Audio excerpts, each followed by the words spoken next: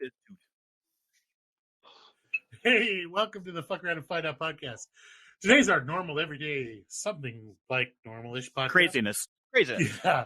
Today we're going to be talking about how to grow from the very start to the end to get to your harvest from, like, you're explaining it to a novice, and your good old Farrell here is playing the novice. It's going to be fantastic.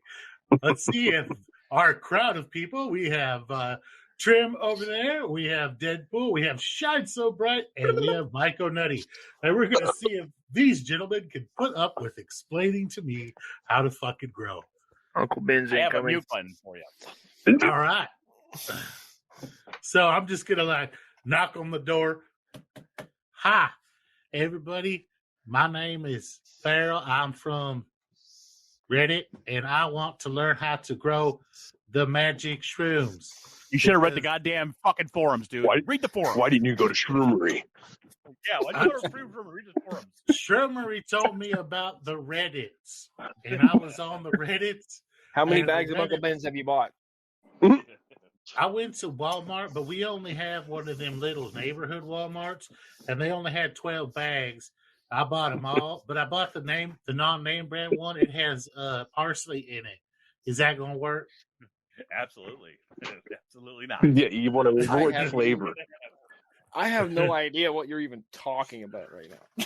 Let's say if you're doing the low end spectrum and you only want to invest the bare minimum, and you do Uncle Ben's, you want to make sure that bag is nice and tight and a little air hole and only a little bit of LC because it's already wet as fuck. So I We're want talking you like to wet, teach- like a virgin on prom night? Wet or moist? I'm confused. Are we talking about mushrooms? First thing I want to ask you is, what do Maybe. you want to grow? You want to grow mushrooms? I want to grow the kind that can get me, like, I can trade to my neighbor next door for head because Okay. I'm lonely and Wait a second. Oh, Listen I here, got goat you. boy. You're an expert You here. think- I see what's happening right now. I see there's a goat boy over there. First of all, let me ask you, do you take regular showers?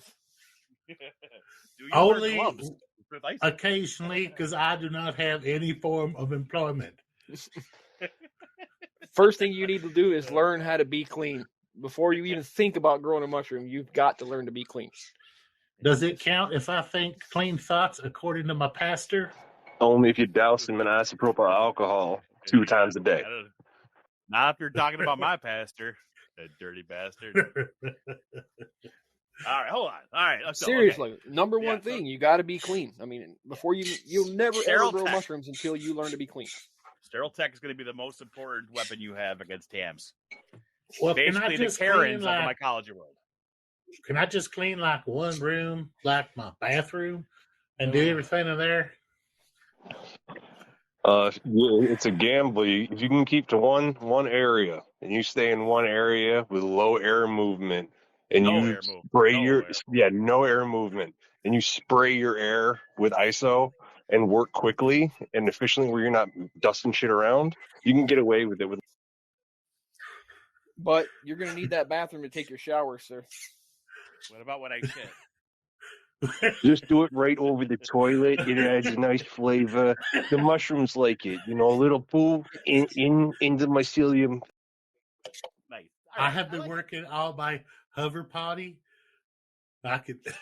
You need to All right, get hold on. yourself a clear tote, like from Walmart, I don't have a goddamn Okay. computer to do my damn goat bleed.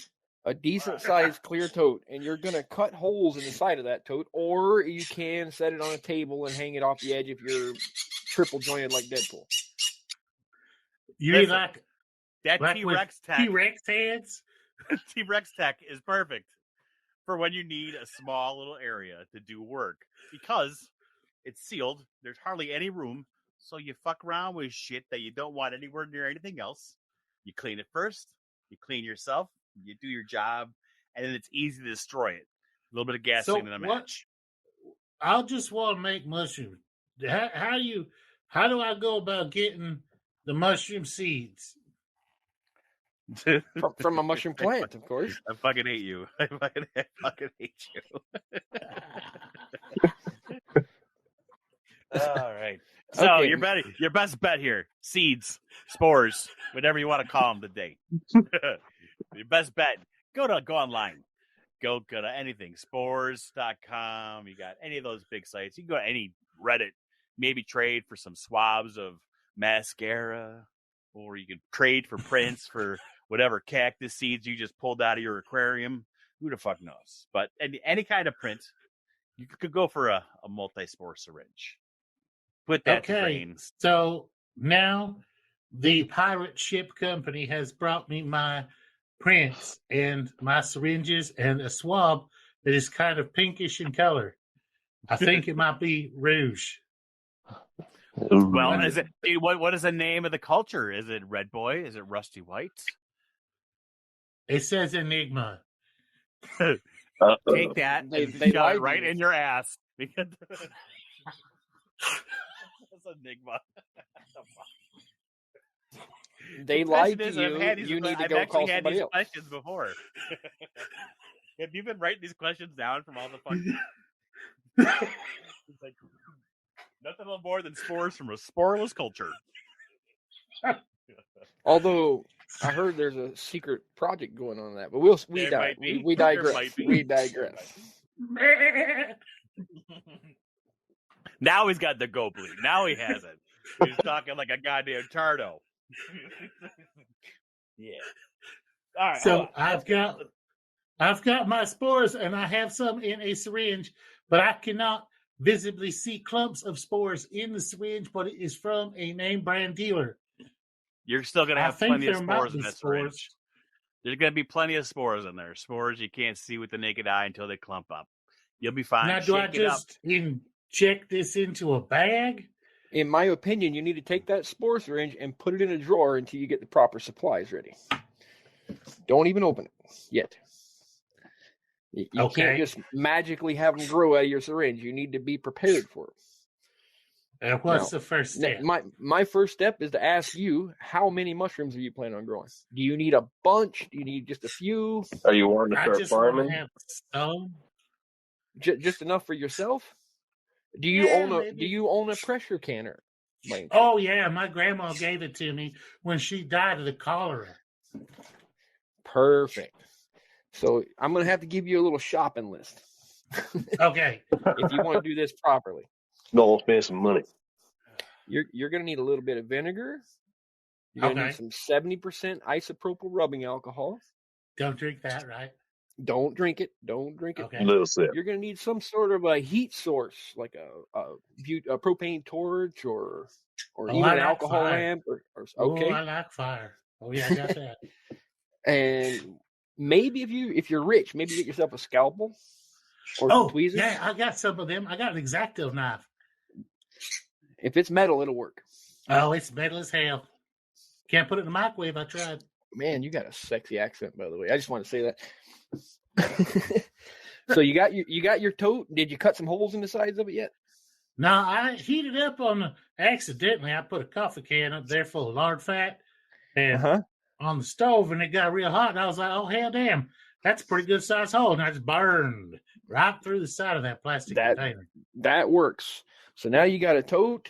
You got your mic or your alcohol. That's what you're going to be using to disinfect everything, right? Not all drink inside. Got it. Right. Don't drink it. Put it on your hands. This is after you wash your hands and your ass and whatever else, you want to be clean. Okay, guys, I'm going to need you to step in. Should we do them with agar or should we have them do BRF? What is agar? Agar it's similar to Jell-O, but it's a little thicker. It doesn't melt in the heat like Jell-O does. And at this point, you'd be probably buying pre-poured plates, which you could probably source. I mean, you could potentially do like a one-stop shop.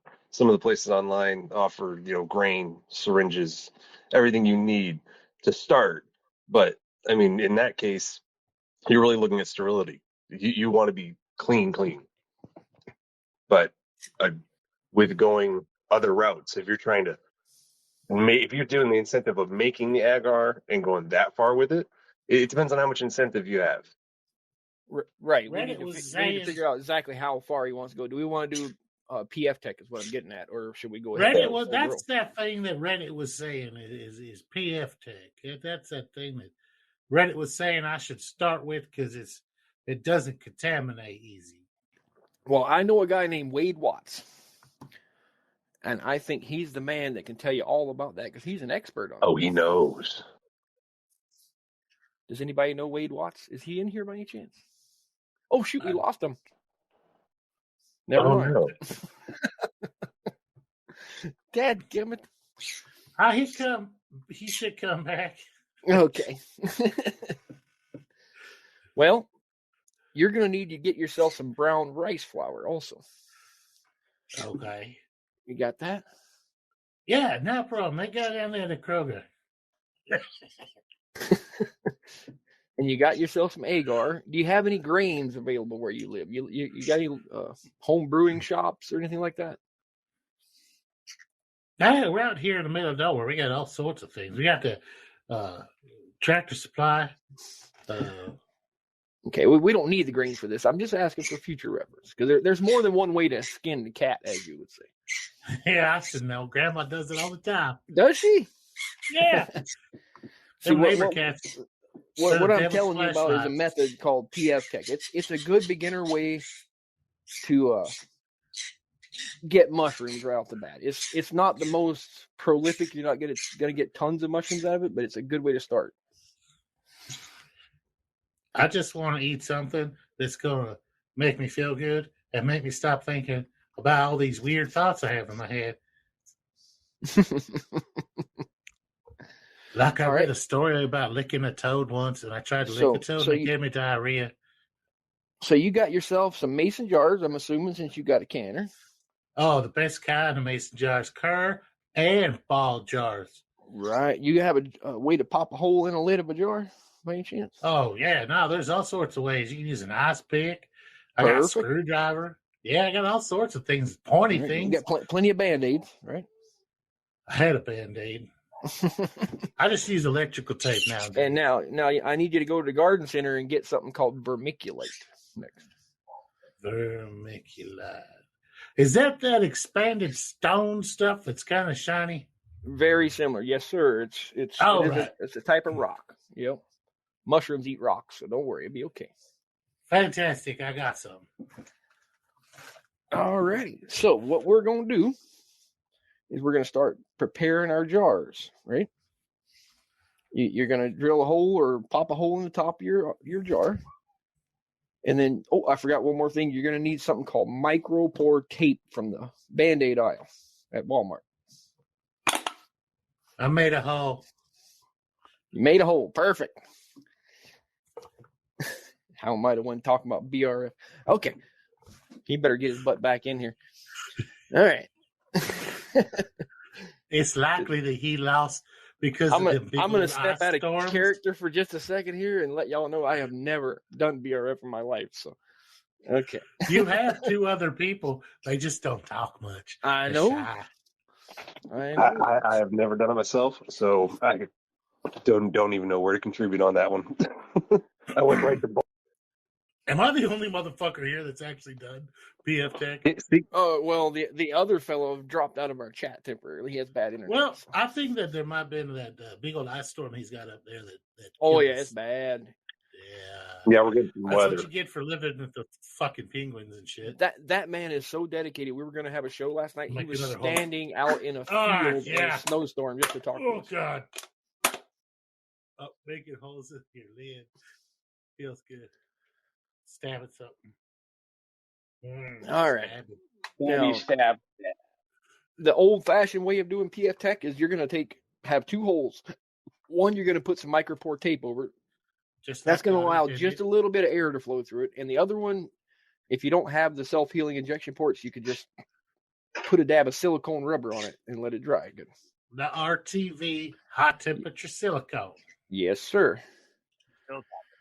And then you're going to mix together, I don't know the exact numbers, but you're going to mix together some brown rice flour and vermiculite. And then add water to it until it gets what we call field capacity. That's where if you take a handful of it and squeeze it really hard, you're only going to get a couple drops of moisture out of it. I think it's probably like 1-to-1 by weight. Right. I have in book it says somewhere. I do not know though. But that's what they call field capacity. You'll hear that as you read about mushrooms because you're going to be obsessed with it if you get into this hobby. That's just normal. You bit with bug, it does not stop. Kind of like the herpader. Right. So then you're going to fill all your jars that you made with the holes in the lids and everything about 1/2 to 3/4 full of this mixture we just made, right? It sounds good. I'm following. I got it done. Then you're going to stack all them bad boys in your pressure cooker with, you're going to have what they call that spacer at the bottom. It's called a trivet if you want to be fancy. We just called it a trivet. Yeah, there you go. And you're going to put some water in the bottom of that pressure cooker, right? So you got all your jars in there, and you're also going to cover your jars loosely with aluminum foil to keep any moisture from going in them. Me, myself, personally, I like to put a little bit of vinegar in my pressure cooker to keep my jars from getting cloudy whenever they're in there. Depends on how good your water is, whether you need to do that or not. Grandma does that with her jars for the jam and shit, and it keeps it so that it's nice and pretty, and she can see everything that's inside it, and that's how she wins every year to County Fair. So you got your pressure cooker all loaded with these jars with that mixture in it. You're going to seal it all up, and you're going to bring it up to temperature, let it vent for a little while, then close the vent down. You're going to pressure cook that at 15 psi for at least 90 minutes to up to 120 minutes. Just make sure you have enough water in there that doesn't go dry. That's the main thing. You don't want to fill it with water either, though. You want just enough so you don't run out of water. Okay. We're there. Now, once that's all done, you're going to let your pressure cooker come back down to room temperature normally. Just let your jars cool overnight. Don't mess with them that day. At least overnight, if not a day or two. Once they're all cooled off, that's when it's time to pull out you lay out your jars inside your sterile container. You sterilize everything. You sterilize yourself. And then you put your little spore syringe inside your little still air box. If I want to have babies one day, I don't have to use a bander or anything, do I? A what? Bander or the baduzzo? You just mean my hands, right? Not my special bits. Oh, are you trying to tell me you need to put on gloves? Yes, we keep losing people. We're killing them. We're killing them all. Yes, if you have your rubber kitchen gloves, put them suckers on before you start. Yeah, when you're coming clean, and you got your shower before you started all this, of course. Yep, it was Sunday. So you got your jars inside your still air box. You have your spore syringe. I keep hearing these beeps. They throw me off. People keep leaving. You pull the cap off your spore syringe, and then this is going to take a little bit of talent. You got to be careful and don't do like some people I know and squirt your whole syringe into first jar. You just want a few drops into each jar after you shook up that syringe and squirted it in there, a little bit at a time. Just soaking. Like when you're in the Good Mormon and you soak so you don't thrust. Yeah, okay. You don't want to put a lot in there. Jesus, fuck. I wouldn't help for that. God damn. I know this is crazy. So once you do that, you're going to put these your jars somewhere at room temperature, and you're going to wait until they turn white. Not green. Not green, hopefully. If they turn any other colors, you had a bad batch. They're going to turn nice and pretty and white. It's going to take a while. I mean, up to 2 weeks. That sounds a little bit racist. We're no friend of green.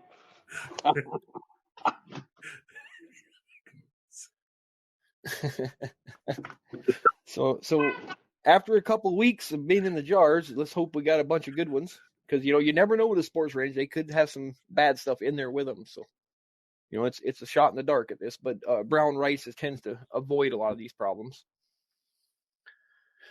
But you're going to open them up and you're going to take them cakes out, right? And you're going to submerge them in some nice, clean, cold water. Not something that came with a bunch of daggum chlorine in it or anything. Some nice, cool water. Dunk them in that water. Boiled, sterile well water. That'll work real perfectly. nice. As long as it's not still boiling. Gotcha. No, of course. It's having baptism by fire. Right. So once you had them soaked for a while, you're going to roll them in vermiculite, just like you're coating the outside of a donut or something. Right? Get them all nice and coated. Sparkly.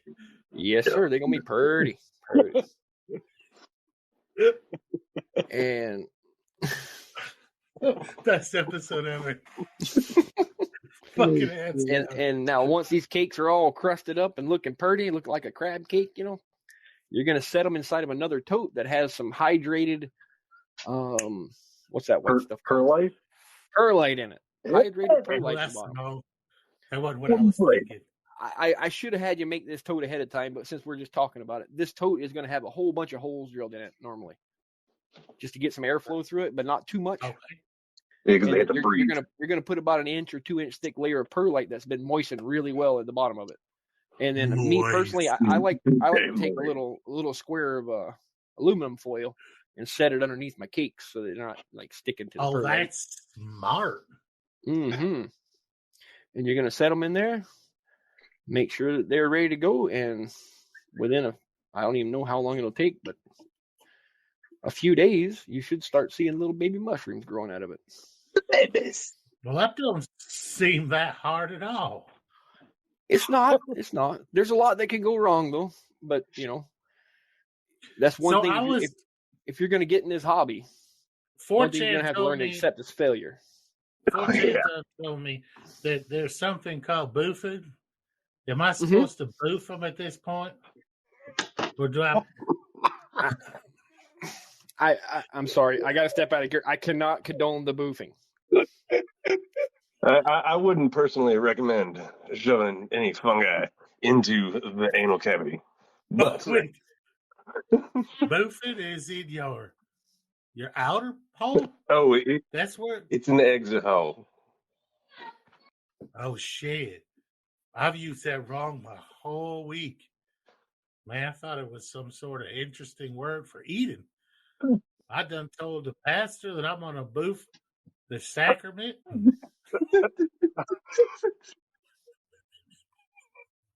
Was he waiting for you to take off your pants? Was he just...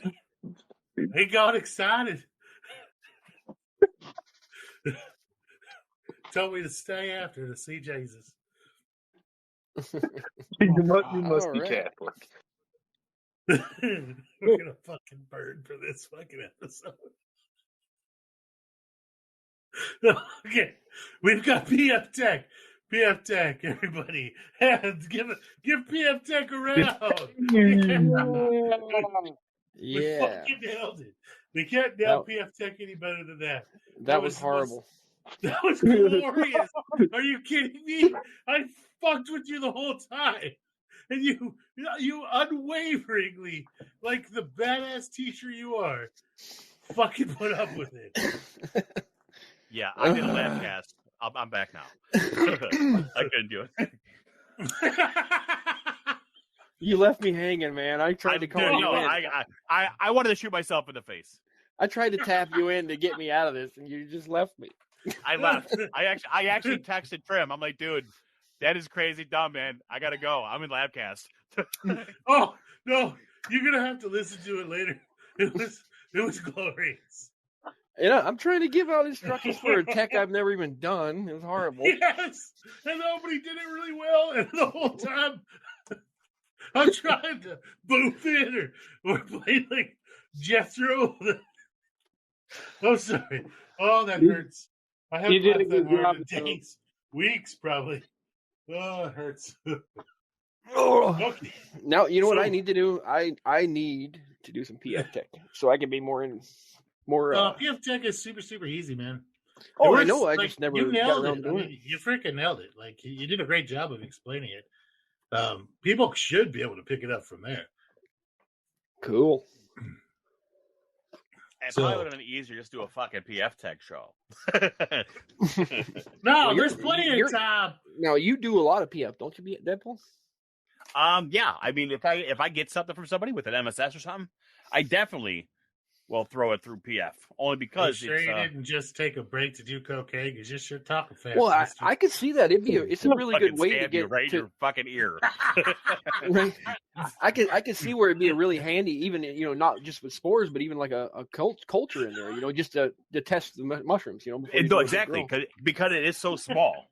What's going to end up happening? It's going to colonize faster. It's going to fruit faster. So if you're pheno hunting, it's basically a miniature shoebox. So you know how fast shoeboxes come through. Oh yeah. The PF Techs are going to come through twice as fast. We did the PF Tech with the monstrosity grow, and it was like bam, bam, bam, bam, bam, to look for phenos. Oh, absolutely. I did. I had I did 4 PF Techs as part of my my startup. 4 PF Techs and like 6 grain jars.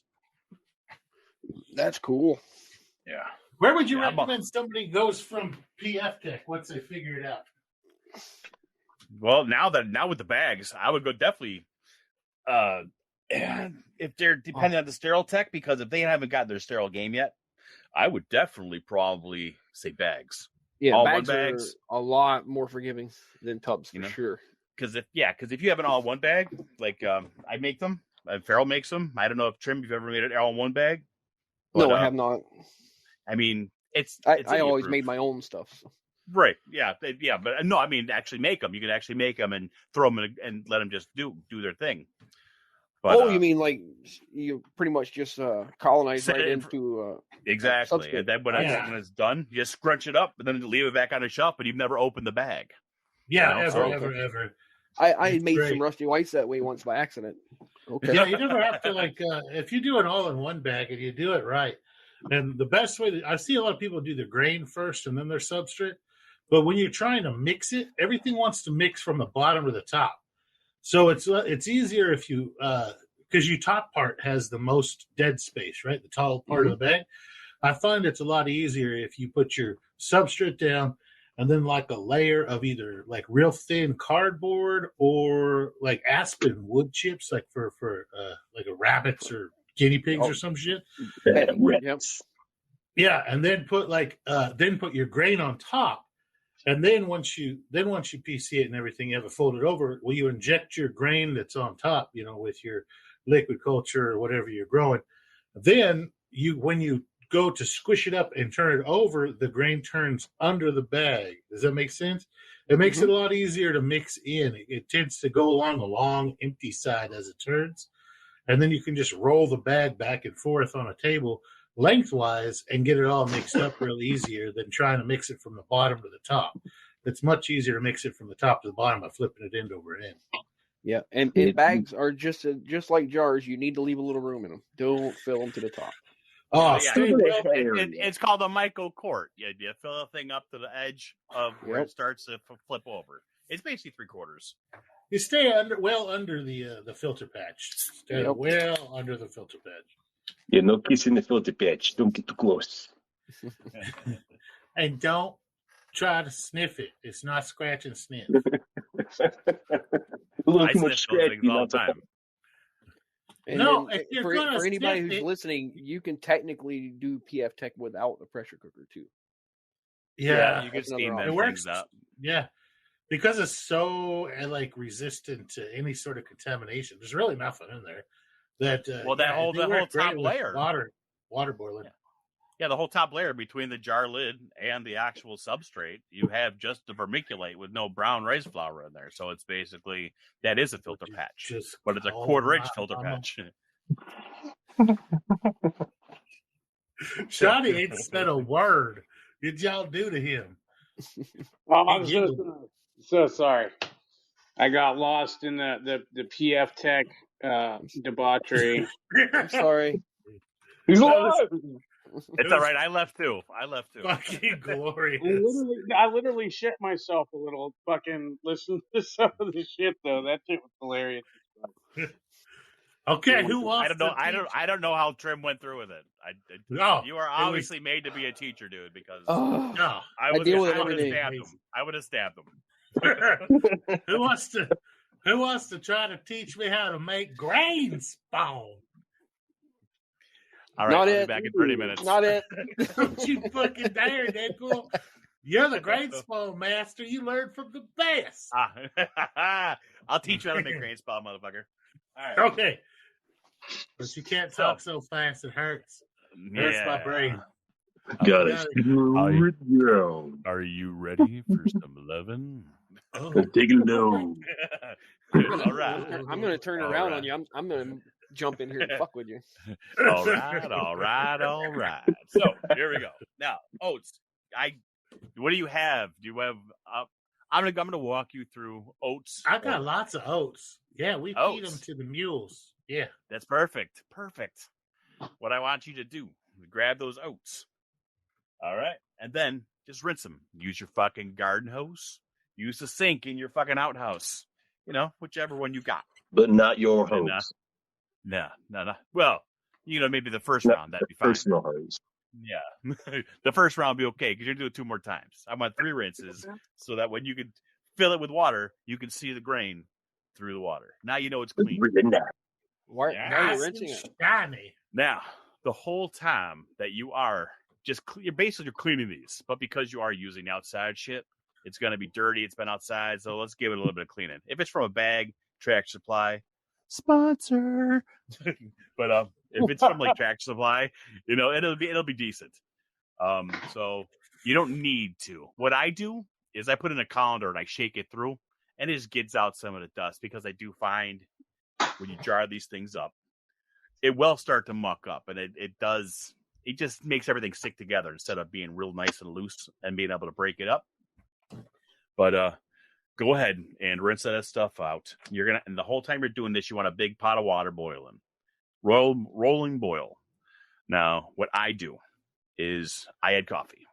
It's a big no-no for a lot of people, but I've been doing it the millennium. So 23 years, and my contam rate is pretty fucking low. So it's whatever you're doing. It's not right, but I take a handful. Not a tiny handful, a regular handful. Toss that in a huge bucket. Not a huge bucket, a huge. You sound like you got big hands, mister. Oh, I do. I have huge hands. But basically, when it comes to a rolling boil. Who has big hands, right? He has big expectations. He wears big gloves. Yeah, right. So when it's a rolling boil, you've cleaned these out. You're now draining these grain.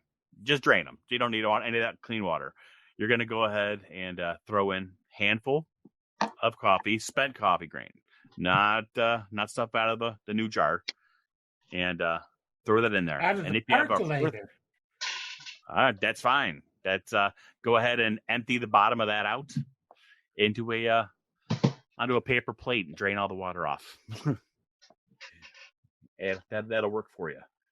Or even just use a fucking paper towel. You're just trying to get the grains out. That's it. Now, once you're done with that, throw the coffee in. If you have a Tops or Kroger's or whatever those fucking stores are that sells groceries, they have these things. No, you know what? Let's not even worry about that. Or gypsum. Gypsum's that's an iffy thing. You have any drywall in your house there, Hillbilly? We have plaster over chicken wire, but I can find some. I think the church has a little bit. Yeah, go in the corner, kick that fucking church wall, and bring home just a couple of chunks of drywall. Now, just grind it. I can put that in my Bible bag. I got it. Don't use the drywall out of the bathroom. You can do that. It's fine. I don't care where you get the drywall from. The green stuff? You're not going to be able to kick that. Oh, okay. You can kick that. I want to break some curves. So, right? Just crinkle that shit up, and you want a small, tiny handful. Just toss that in there. Let it come back up the rolling boil. One of those people with one of them cursed hands. Yeah. It's my best, my good hand, my good arm. It's pointing at you and them. Mama says it's not good to stare, but it's real hard. I don't know who you're looking at right now. Is it me or Trim? So once it comes to a rolling boil, dump the grain in. All right. and stir it all up. You want to stir it for a good 30 seconds. You want to get that coffee, all the grains, evenly distributed through the water, because those grains are going to expand twice as much. So depending on what you have, now I don't know because I left, but do you have a pressure cooker? Yes. Okay, I got perfect. it from Grandma. All right. Now you gotta. So you're gonna go ahead. Actually, you don't need to worry about that yet. Once it goes from boiling boil, stir it. After about 5 minutes, turn off the heat and go ahead and leave it sit between 3 and 4 hours, and just let it absorb everything. After that 4 hours, what I want you to do is empty out the water and set the grain in either a bucket or a cooler. Anything will work, but just know you don't want it sitting in a fucking tub of water. You just want to get all the really excessive water out of there, and that is going to go ahead and allow it to go ahead and, well, whatever you haven't killed off in the boil is going to start blooming. So when we pressure cook that grain, it's going to go ahead and kill it. You're basically making peptone, which is basically dead bacteria. You know, That's a $5 word. Yeah, right. Peptone or bacteria. Both of them have the same syllables.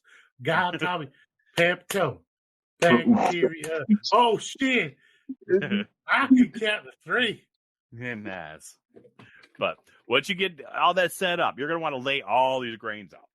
All right, you're going to lay them on a window screen is what I use. Actually, I don't use a window screen. I use a screen door screen, and I lay them all out. That's going to make a lot of people real sour. Not really. Actually, if it's done right, and these people that are with you aren't complete douchebags, they're going to enjoy the smell of oats. Unless you let it sit too long, then it might be a little tangy. Now that I'm thinking about it, I've got a fan blowing on grain right now in the other room that I've had going for a couple hours that I forgot all about. Shit. But all right, so fuck. Anyways, where was I? Oh yeah. So you're gonna and the best way to do this, you lay them out on the screen. You blow a fan over them. Walk away for 30 minutes. Come back. Go ahead and you just scoop all the grain into a pile again. Basically, how many beer is 30 minutes? 1 beer equals 15 minutes. So 2 beers. Oh, okay, 2 beers. How tall are these beers? I'm just doing a regular beer. Oh, okay. All right. Yeah. Or one Jack or one Jack and Coke. I prefer the Jack and Coke. Fair enough. Well, one cupcake. Standard American measurements. That's pretty standard American measurements. Fair enough. Right, exactly. So 2 drinks later, come back. Then you pull all the grain together. This is going to redistribute all the water that is on the bottom and in between the grains, because you want to get them out as flat as possible in the beginning. The fan, if you lift up one end of the screen, the fan will blow down the top and the bottom, getting it dry that's faster. Fancy trick. Right. Now, you go ahead and you put them all back into the pile, redistributes it, then you just lay it out flat again. All right, walk away, another 2 beers, another 2 drinks. Come back. Do this 3 times. And the 3rd time, you're stumbling. Go ahead, you're going to this is fun anyway, right? So, you're only going to stumble if you're under 12. By the time you're 12, you can hold your liquor. Yeah, 6 drinks, that's nothing. I could do that when I was 5. Yeah. But we after didn't the 3rd obviously time, go to the same church. Yeah. You're going with a weak-ass freaking people can't hold their damn liquor. They can hold their drywall. I don't know. I did the math. What's that? 8 drinks for doing drying the grain? That's 6. We're at That's 6. 6. Oh, there's my bad. I counted all 6 on He one counted. hand. He's up to 6. So, Son of a bitch. All right. Okay. So now after that, you come back. You should be able to take your 6-fingered hand after you killed my father and fucking the Princess Bride. Yes, I should get fucking points for Princess Bride. You killed my The father. 6-fingered man. You killed my father. You killed my father. Inconceivable. But so that was really good. I don't think that word means what you think it does. Excellent movie. Right? Oh yeah. You're back on my good list, Farrell, for bringing me into the fucking the Princess Bride. Okay, so after you come back, after sometimes 4 times. What happened? What about the rodents of unusual sizes? Oh well, they don't really exist. Could you imagine mushrooms No in one's those ever seen forests? I mean, we're talking about the lightning sand or the. No, they're rodents of unusual size. Yes, Giant ROUSs. swamp rats. Yes. Yeah, the lightning sand, RUSs, and the what's the other one? The fire moss or something. Fireball. Yeah, but anyways, when you come back to the third time, sometimes a lot of times it might take 4. Can only come back 15 minutes later. 1 drink, only 1 drink away. Now, if you take a scoop afterwards, and you, with your hand, your 6-fingered fucking father-killing hand, you open it up and drop the grain. Now, if you only have like 1 or 2 grains stick into your hand, you're good to go. But if it looks like you just jerked off a fucking penguin, Just let wait another 15 minutes. Let another 15 minutes. He came back? Right? I never left again. I stuck it out this time. No, the penguin came back. Remember, you said if you throw the penguin off a cliff, it'll come back. It was meant to be. Now that's a callback. Right? Here we go.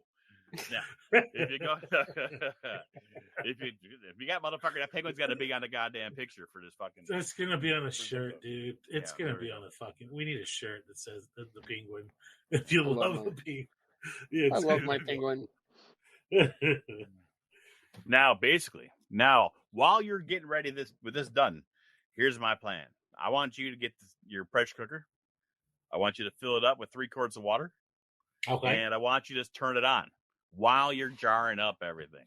Because while that is heating up the water, everything else, you're going to be filling up the jars. Now, I don't know exactly how many you want to do, but if you want to do a pressure cooker, let's just say you're putting 6 in your pressure cooker, only because it's easier.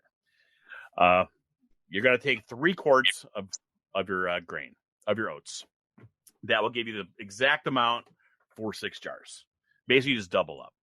Now, you're going to want to go ahead and fill up these jars while the pressure cooker's heating up. Do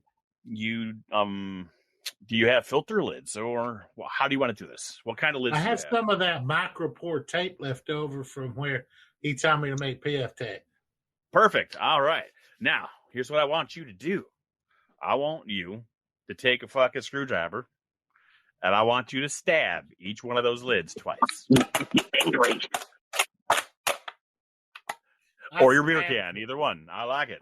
I like it. Few more times. A good measure. Yeah. There we go. Okay, I heard 12. I heard 12. That must have been 6 caps. Now, here's what you do.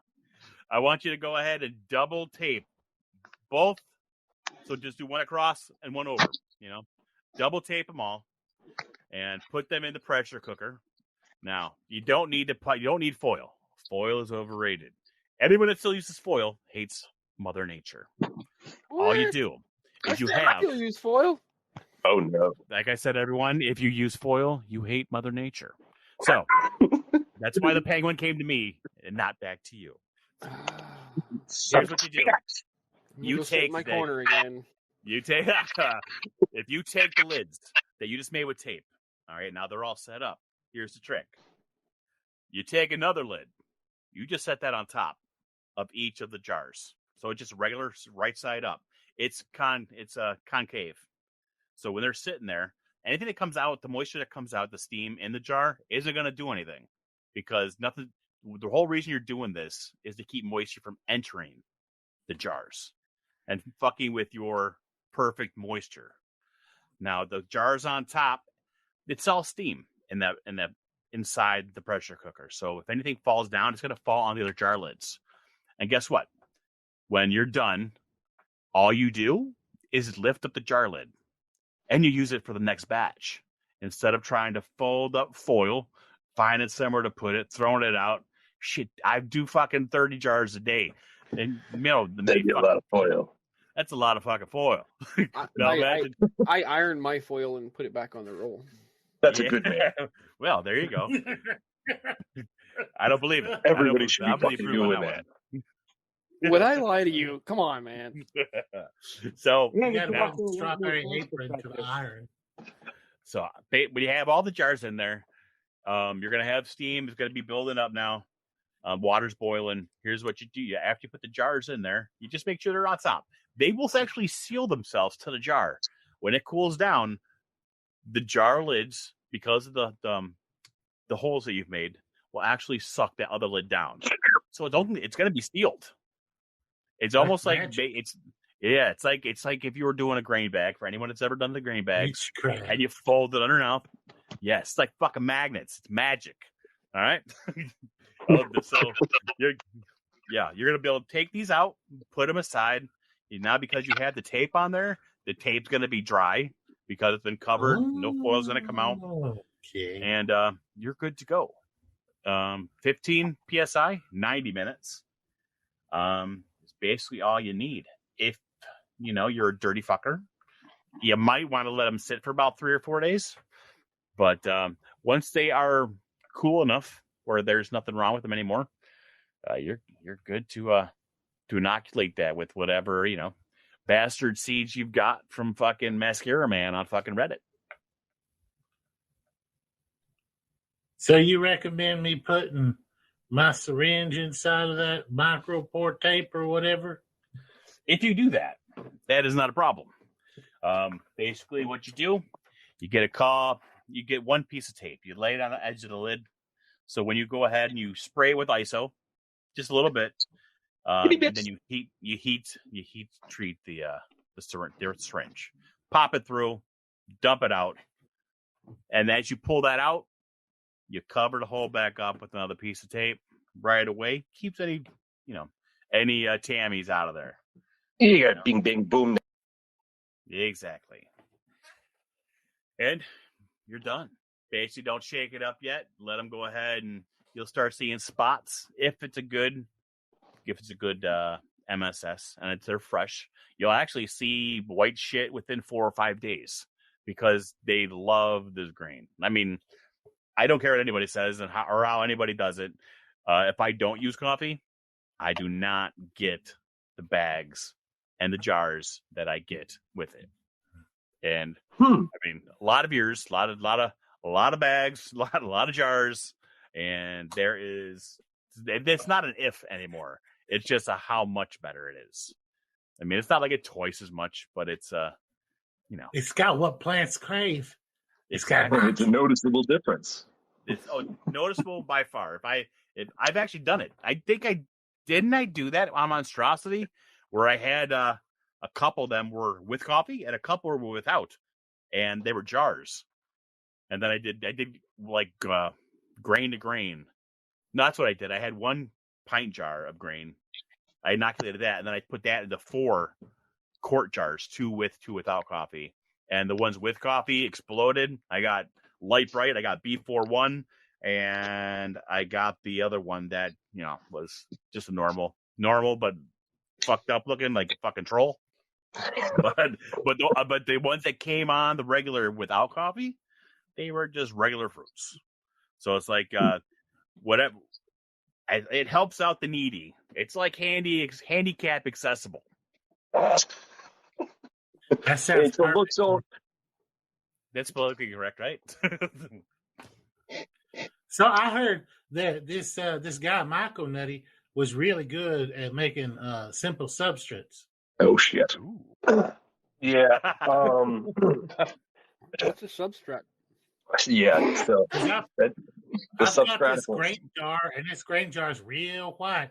It's white as the white stuff that comes out when I think about Sally Mae. It's white as white. It's white as wet as the robes I wear on Sunday morning in the choir. It's white. So real pretty jar. But I need something to put it in. So the ratios, I'm not so good with numbers when I've partaken in the devil's lettuce. But what I can tell you is if you get the bricks that you can acquire through the Bezos network, and they come in a box, and there's generally like 5 to a box. You take one of those bricks. What are you talking about?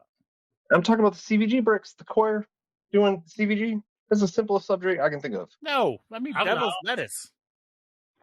There's Lettuce? a lot of lettuce. I thought that was pot, weed, green trees. Yes, it is. He's I was very high. referencing. I'm not. I'm high. I'm not good with numbers when I'm high, so I can give specific numbers. What the fuck does numbers have to do with devil's lettuce? Oh, Jesus. You Never mind. All right, go. Scra- yeah. Proceed with your devil's lettuce. So okay. You take a brick. You can. I do 2 quarts of vermiculite. And I fill up my quart jars. There's a quart. Where do you I think get it's it a quart. at, though? Do you get it at like a pet store or something? I think you could. I've never sourced it through a pet store. If you do, I'd make sure there's no additional Absolutely. shit in it. The core you can definitely get from pet stores. They come in single bricks usually or 3-packs. Yeah, It says it's They're going to be in there for hermit they use them for crabs. lizards and everything else. Oh yeah, the Hermit eco core. Exactly, Yeah. Eagle Earth. Yeah. There's a picture of a hermit crab with a big purple claw on the front of it. See, ask me Zoom questions in. you know the answer to. This is tricky. But How else am I going to make fun of you? oh, of course. It's I wouldn't feel the love. So, and then I do like 4.5 quarts of water, and I boil that shit, and then I put it in a bucket. I'll take the water and then I take the boiled water with the quart and vermiculite in a bucket, and I dump the boiled water in there, and then I cover it, and I also put it in an insulated bag. It's like a cooler, and let that shit sit. I actually let mine sit overnight, and then I use it. Seems to work. I've had success with that, but that's my recipe. Okay, then what do I So put your that recipe, in? you only use core and vermiculite. That's it. That's my simple stuff. Yes. Yeah. All right. No. I was asking. I mean, Yeah. dude, my whole last run was all fucking tech. And guess what? What? Not one can bag out of all of them. Oh yeah. Yeah. Very Yeah, very we're low. trying limit. So We're sterilize trying these to cores. teach me to be easy here, so just core and vermiculite works good. Yeah. But So- that's all she wrote for me. Okay, so what do I do with it now that I've made my cooler full? Do I need to put it in something? You would want to determine if you want to do tub, bag, shoebox. Where you're going to mix your grain. You're going to mix your grain, your substrate together, and then put it in its final resting place for it to then fruit. What's the easiest way to do that, and how much of what do I put? So you could do equal parts. I think I wouldn't quote me. I am still a novice in this, but equal parts seem to fruit the fastest. 1 to 2.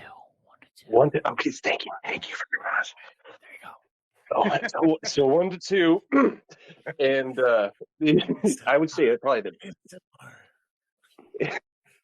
would a bag be the easiest, or would we already did tub, right? No, that was a PF Tech. Son of a bitch. Well, how about this? when you're doing your tubs, how much do you use in a tub? You're tub? using 1 brick bucket, Tech, right? Do a shoebox. Yeah. It's easy as shit. Yeah, so I'm doing like 2 quart jars, and then 4 quarts of sub to that. Okay. 2 quart jars of grain to 4 quarts of sub. Okay. So you're doing what? How big is that quart? Is it a 52 Yeah, or 66? It's a 30. No, the tub itself is I think a 32 quart. It's not that big. Okay. So you just want to make sure that you stay under your how deep is your sub when you do it? I think it's like a 3 inch deep cake, but I have the whole. Yeah, it's right at the whole level. Okay. So the nice airflow across it. What's that? Do you case or do you pseudo case? Yeah, pseudo case. Every time I mix. Well, what is pseudo casing? Oh, so Right? pseudo case. It's like a nice dusting on the powdered donut, but you want to make sure you can't see the fucking donut. So you want all the grain nicely covered, just not a lot, just enough, not too much, just enough. That sounds fancy. Ew, It's not too hot. fancy. I didn't know he could do these voices. Now I have to change up the show. Oh no! Can I get a walking impression? I cannot do that. What a fever. Well, what the fuck, man? I asked you for one thing. One thing. Yeah, that's not something I'm good at. I'm not good at doing celebrities. He's more Only cowbell. some. Where's Murphy? Yeah, it worked out well. That's really good. Barack Obama at one time. What the fuck was that supposed to be? He's like, hey, pilgrim. I've had just about enough. All right. So the P-53 uranium. Is that Bill Gates? Now, do I need to do anything with the shoebox? Do I have to put any holes or anything in it? Or do I got to fan it and mist it? I saw it on the Shroomery thing where everyone fans and mists 15 times a day. Do I got to do that? Why are two people talking like retards now? They're breeding. It's contagious. It's The Last of Us. It's all over. That's how it starts. I didn't do it. Wasn't me. It's contagious. Oh shit! Retards. They need loving too. Yeah. Well, I mean, if you have any, I think they all like to breathe. I think all mushrooms like to breathe, if I'm not mistaken. So you want some type of airflow. Everything likes breathing. Well, okay. A little bit. No, I mean I don't. Good. No. I've done like a grand total of like 4 fucking shoeboxes. So I'm not no grandmaster, but I've cut holes in mine. So just so it breathes. It seems to not get fuzzy feet. So I chalked it up to a success. But I don't know. Absolutely.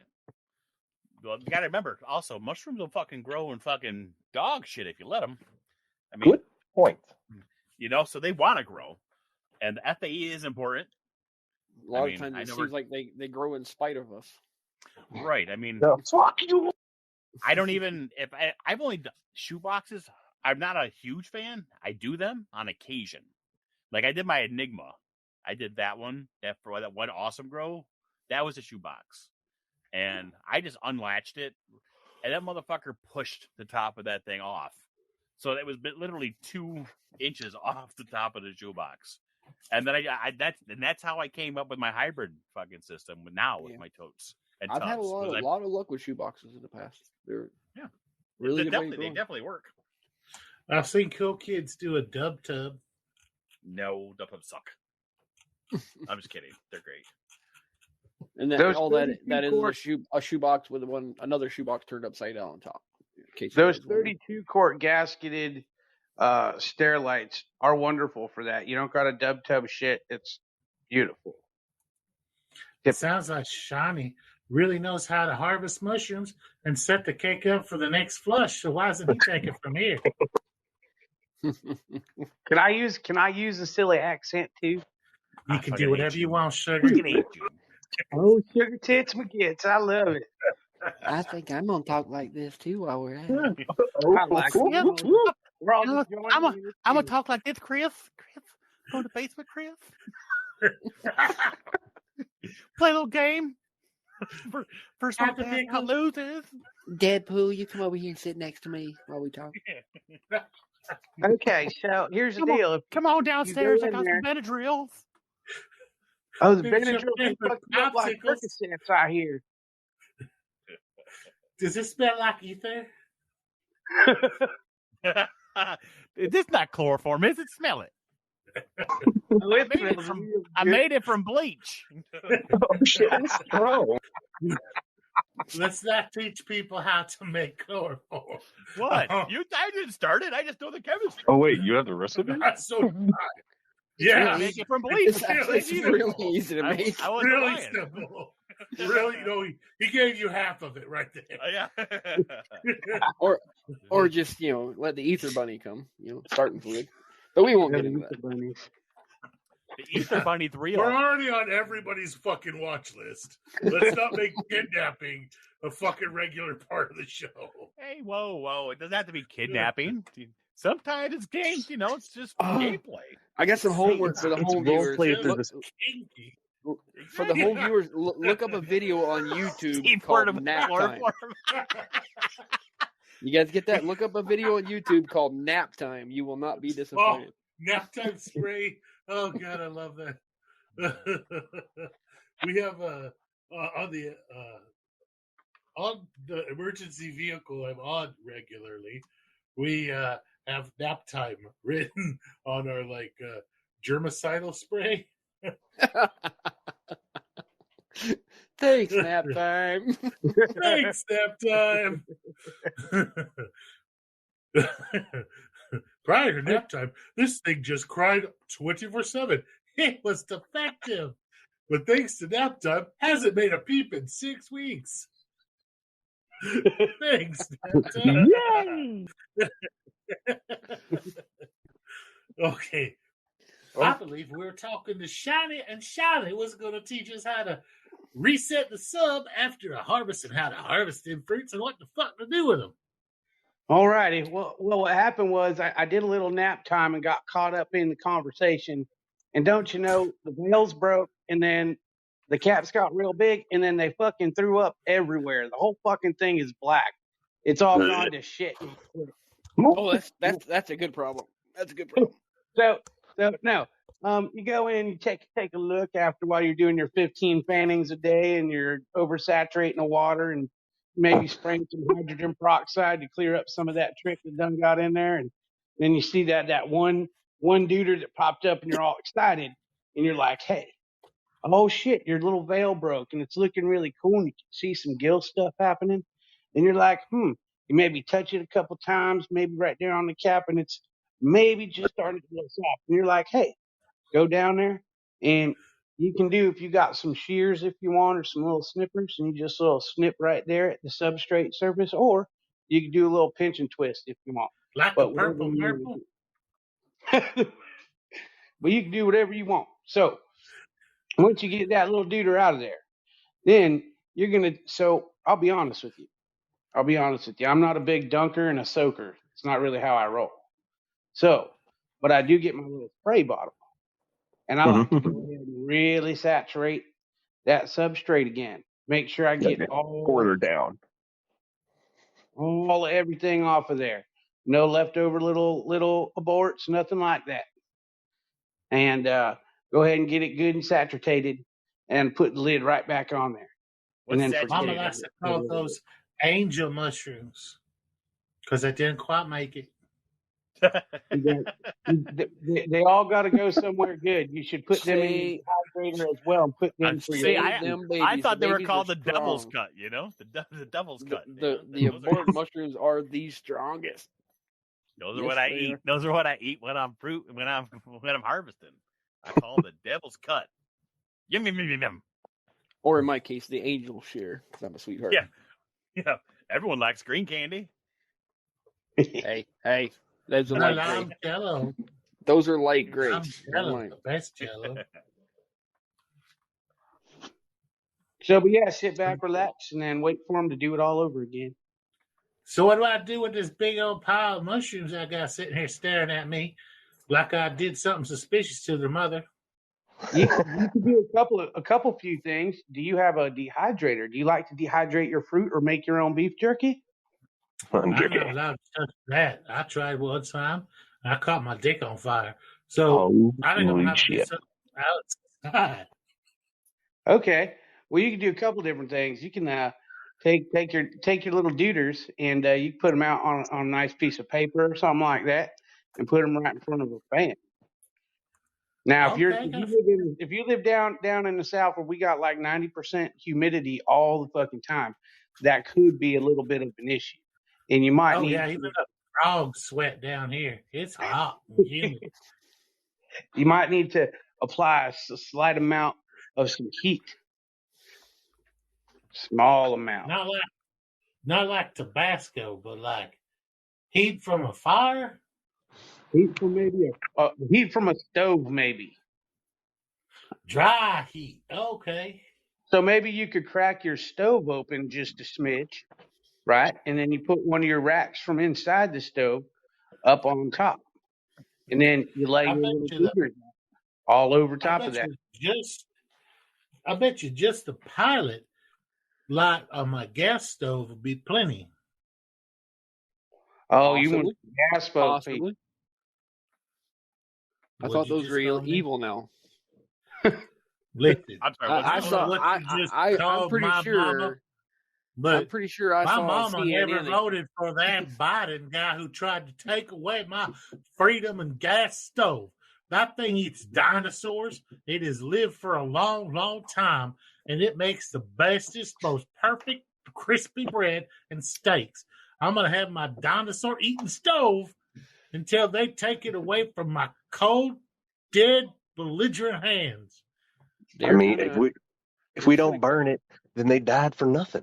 They're just going to cut off the supply of gas to I'm honoring every single one of them brontosaur. God bless them. I like that. God bless those brontosaur. I'm honoring every single one of them when I'm cooking my fucking eggs and bacon and American-style bacon. None of that Canucka shit in the morning for my taco. Damned Canucka-Stanis. You know, I went to Canucka-Stan and I went to the Pizza Hut and I ordered Canadian bacon and they looked at me like I was crazy. They didn't know what I was talking about. Because up there it's just call it bacon. They call it ham up there. Little known fact there. America. Yeah, North America. The best. It's the best America. You know what that means?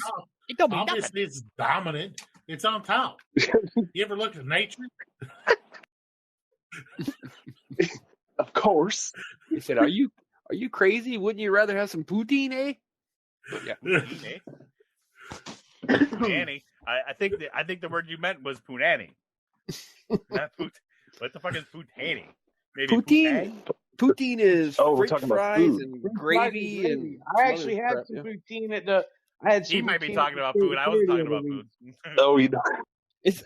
I mean, I joke, but it's actually really good. Yeah, poutine is shit, dude. It's like a coronary heart attack in a basket. It's great. We should open up a strip club that serves nothing but poutine, and we call it Poutang and Poutine. You should open up a strip club and call it. What the fuck was that? That was my leaving. Staying late. That's all you got to call it. So like, it's called $1 million idea. Because after you're staring at a bunch of poutang all night, you're getting hungry. You want some damn poutine. Poutine and poutine. It's Michael. Michael Nutty's flexing in and out. But no, you call it like The Office or Staying Late or something like that. So that when they're not side piece. Right. I was always going to open a restaurant. I call it side piece. It's fucking perfect. I was always going to open a restaurant called Sarge's Big Ass Burgers, where you can get a big ass burger, a big ass fry, and a big ass drink. But somebody else beat me to it, I think. That's really close to idiocracy, sir. Yeah, they stole the idea from me. I'm telling you. Okay. Those motherfuckers. Big Al's. Big from South Park. Big A-Al's. Fucking big burgers. Big big balls. Big A-Al's. Sweaty balls. My chocolate shouty bars. Yeah. All right. So you guys sure got along. Put my balls in your mouth.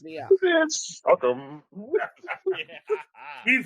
We've covered PF Tech absolutely professionally. Thank you, Trim. We've covered hydrating and rehydrating. We've covered grain. We've covered all sorts of. How about shotgun fruiting chambers? How about fucking? No, I was gonna get to it. I'm not anywhere near done. I'm having a fucking blast. Right. I brushed over shotguns during PF Tech, but I thought we did that for PF Tech. I don't know. I wasn't here. I'm back. You yeeted the fuck out at the beginning. I needed a break. I needed to recoup. I needed to fucking. I need to strengthen. Well, we had some input from the audience saying our sciencey episode was a little bit extreme sciencey, so now we're people of extreme. Who said that? Extreme idiocracy. So how do we go? So we went from sciencey to fucking retardation. We are people pleasers. There's got to be a happy medium somewhere. We'll get there. We'll get there. Who hated? I mean, no one goes straight retard. No one. No. We went full. I did a full 3.5 minutes of fucking research on that damn episode. 3.5 minutes. I had to look up how to pronounce like 4 words. Yeah, you know when Farrell's actually done research because he's talking like this the whole time, and you know what's going on. It looks like I've been reading this whole entire thing because I think it's important. But No one understands a fucking word that I'm saying. It's in my head. They all have like 13 that. syllables. I'm literally reading it in my head. I know. Are they getting discombobulated? I'm sitting here. If you see my office here, I'm literally sitting here staring at the curtains of a window with like a pile of soap on my left, a beer on my left, and like all of my spice making shit on my right. Like I don't have anything in front of me but the microphone and the computer. And but I read something once, it stays in my head for fucking ever. I can read it again, like out loud. It's pissed off so many teachers, like, were you paying attention? I was like, yes. What did I just say? And then just fucking repeat back to them word for word. And it pisses them off. Yeah, but, they tend to do that. Yeah. Oh, the soap, by the way, thank you very much. It's got the undercarriage very clean. Very nice. Amazing. Very nice. Yeah. It smells like Christmas in a bag, doesn't it? Did it lessen the need for the crotch raccoon? Sasquatch having a fucking orgy with a whole bunch of hot ass fucking elves in the goddamn forest right after a fucking rain, but it was like the forest of pre-industrial society where it was all badass and shit. Back when the Choctaw and the Native Americans and shit used to run around and kill 50-pound turkeys before everybody fucking killed everything off. That's what it smells like. Happiness, sunshine, goddamn freedom. Yeah. No. Freedom. My balls smell like freedom. But in honesty, like with the soap, like I've spent, like we used to make old fashioned like lye soap. Good stuff. Growing up, and it was kind of harsh because it was the potassium hydroxide. We make our own lye.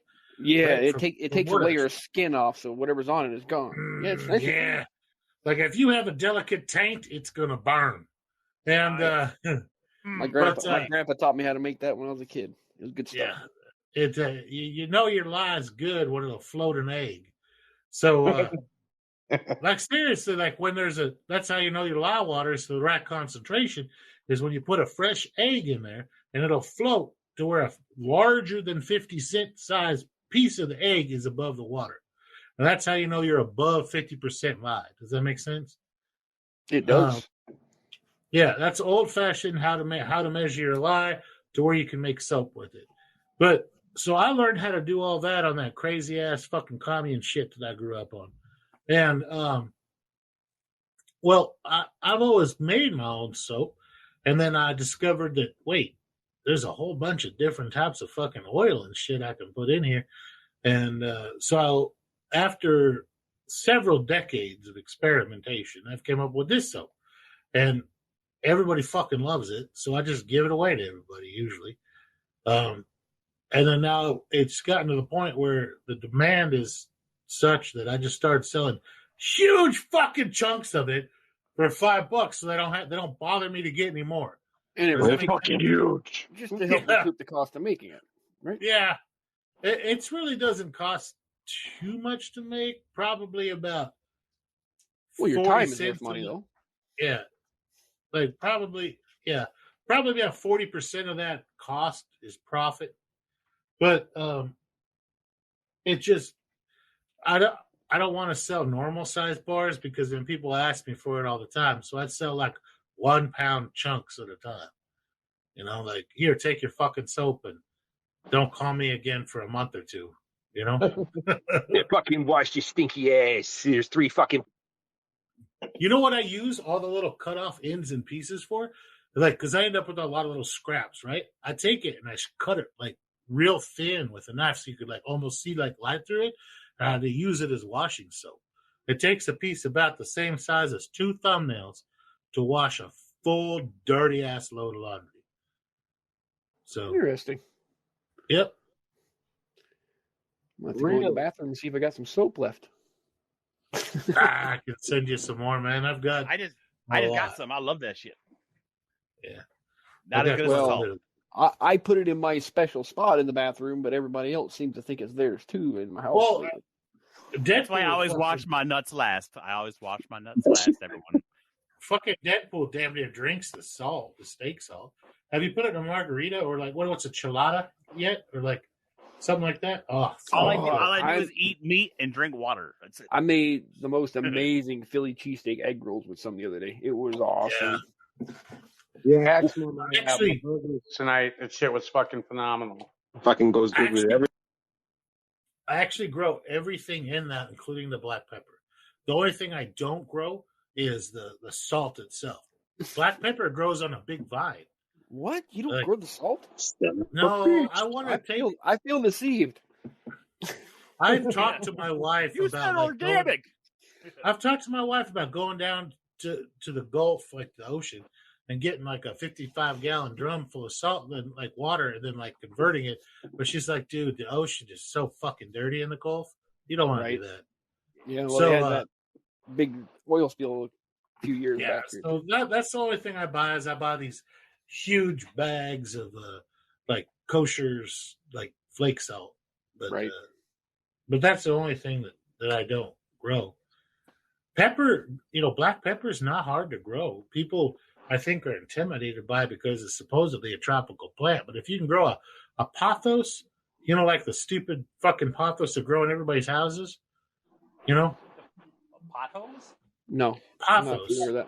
But it's that like real leathery leaves, kind of heart shaped. They have a couple different varieties. You'll see it growing up a fence or the side of a wall, and it's almost like a vine with bigger than hand shaped leaves, and the fucking roots get into the stucco and shit. They're actually really, really good for plant for aquariums. If you hang a little piece of that in a corner of your aquarium, it'll take off, and then will shoot like a vine. I had a fucking rack that had 13 aquariums on it. Took up my whole wall of my living room at my old house. And I used weird plants. I used that pothos. I went and pulled some off of my mother-in-law's suite. I literally just pulled it off the fucking wall, and I put it right in there. I wedged it in between the filter and the side of the tank. And that bitch, within a year, I had that bitch wrapped around the whole entire fucking rack. It looked cool as fuck. But if you're not in a tropical place, the pothos are sold as houseplants. They're the really unkillable houseplants you see hanging from like ceilings and shit. Okay. But they're almost. If you can grow a fucking pothos, you can grow black pepper. It's really fucking easy. Literally. Just go buy some whole black pepper and plant the seeds. Keep it wet, and the little freaking vine will come up, and give it somewhere to go, and give it dappled light. Don't give it straight ass freaking light. It's an understory vine. It wants to be like under the shade of trees and shit, but it'll grow in a sunny windowsill or whatever, and it puts out hundreds of these little look like miniature green bean pods, right? And those little green bean pods are just. It's pepper. And that's it. It's really fucking simple. Yeah. Yeah. And but the flowers smell amazing. The flowers smell like have you seen those mixed like pepper meals that have like the green and the red and the white and the all black that? pepper? Yeah. It smells like that. Make the flowers smell like that mixed with cardamom. And cardamom's like that real flowery smell. Nice. Yeah, it smells like that mixed together with those. It's really, really pretty. But I'm such a cheap ass. I save like seeds out of bell peppers from Walmart and stuff and plant those in my garden and stuff. Yeah. Almost all that shit will work. Yeah. Almost everything will freaking grow. You run into problems when you run into like some of the more exotic melons that are like hybrids and shit like that. Like hybrids, they don't have seeds, and if they do, they don't work. They'll have seeds. It doesn't work with apples either, does it? Okay, apples are different. Apples, all of the apple fruit that we have today is from somebody FAFOing, fuck around and finding out. They plant tens of thousands of seeds, and then they grow them up. Yeah, and then they grow them up, and they grow them till their first apple, right? They taste that apple, and they see shit. If it's shit, it's turned into furniture or wood chips for smoking or whatever, right? And then they test and test. It's about 1 out of every 10,000 or so apple seedlings will be fucking spectacular. The rest of them will be just random crab apples Or it might be a big, beautiful fist-sized apple, but be mealy on the inside. Like have like the like you bite into it, it's like biting into like grits. Is it the same thing, kind of similar with the avocados? Like if you were to grow an avocado, sometimes you would produce shit fruit. Avocados, the ratio is way less. So the ratio is about 1 to 25 or 1 to 50. So you have a chance at 1 out of 25 or 1 out of 50 to make a good edible fruit. You're going to make a fruit 100% from an apple seed and 100% from an avocado seed. It's whether or not you personally are going to want to eat it. I strongly suggest people that have any sort of land or property to go ahead and just plant a fuckload of apple seeds. Find a fruit that you like, that preferably an organic one. Because if it's an organic one, they have rules they need to follow by how many like crabapple trees they use for pollination and shit like that. Your chance is going to be much higher to get a apple that is pollinated by another apple of the same type, right? So like a Honeycrisp to Honeycrisp versus a Honeycrisp to like 10,000 brand crabapple. Because crabapples are what they use for pollination in massive tree orchards. Because they put out so many flowers at the same time and attract so many pollinators that they just really get it done. And an apple is going to produce whatever the fuck it's genetically programmed to, regardless of who humped it. Right? So if you have a Honeycrisp apple, your first generation of apple you get every year is going to be Honeycrisp. It doesn't matter who humped it, which fence jumper, or anything like that. It's going to be Honeycrisp. So you can have a Honeycrisp apple that's carrying 300 or 400 different genetics in it. It's still going to be a Honeycrisp apple. But you plant those seeds, you have a 1 in 10,000 chance of making something similar to the Honeycrisp or something better.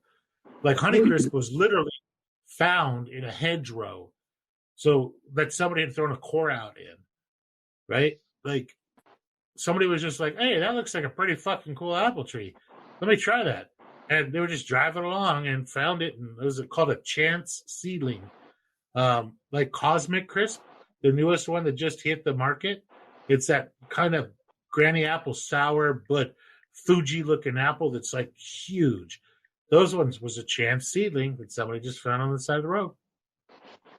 That's awesome. You could make your own apple by planting some seeds. Have a very unique apple.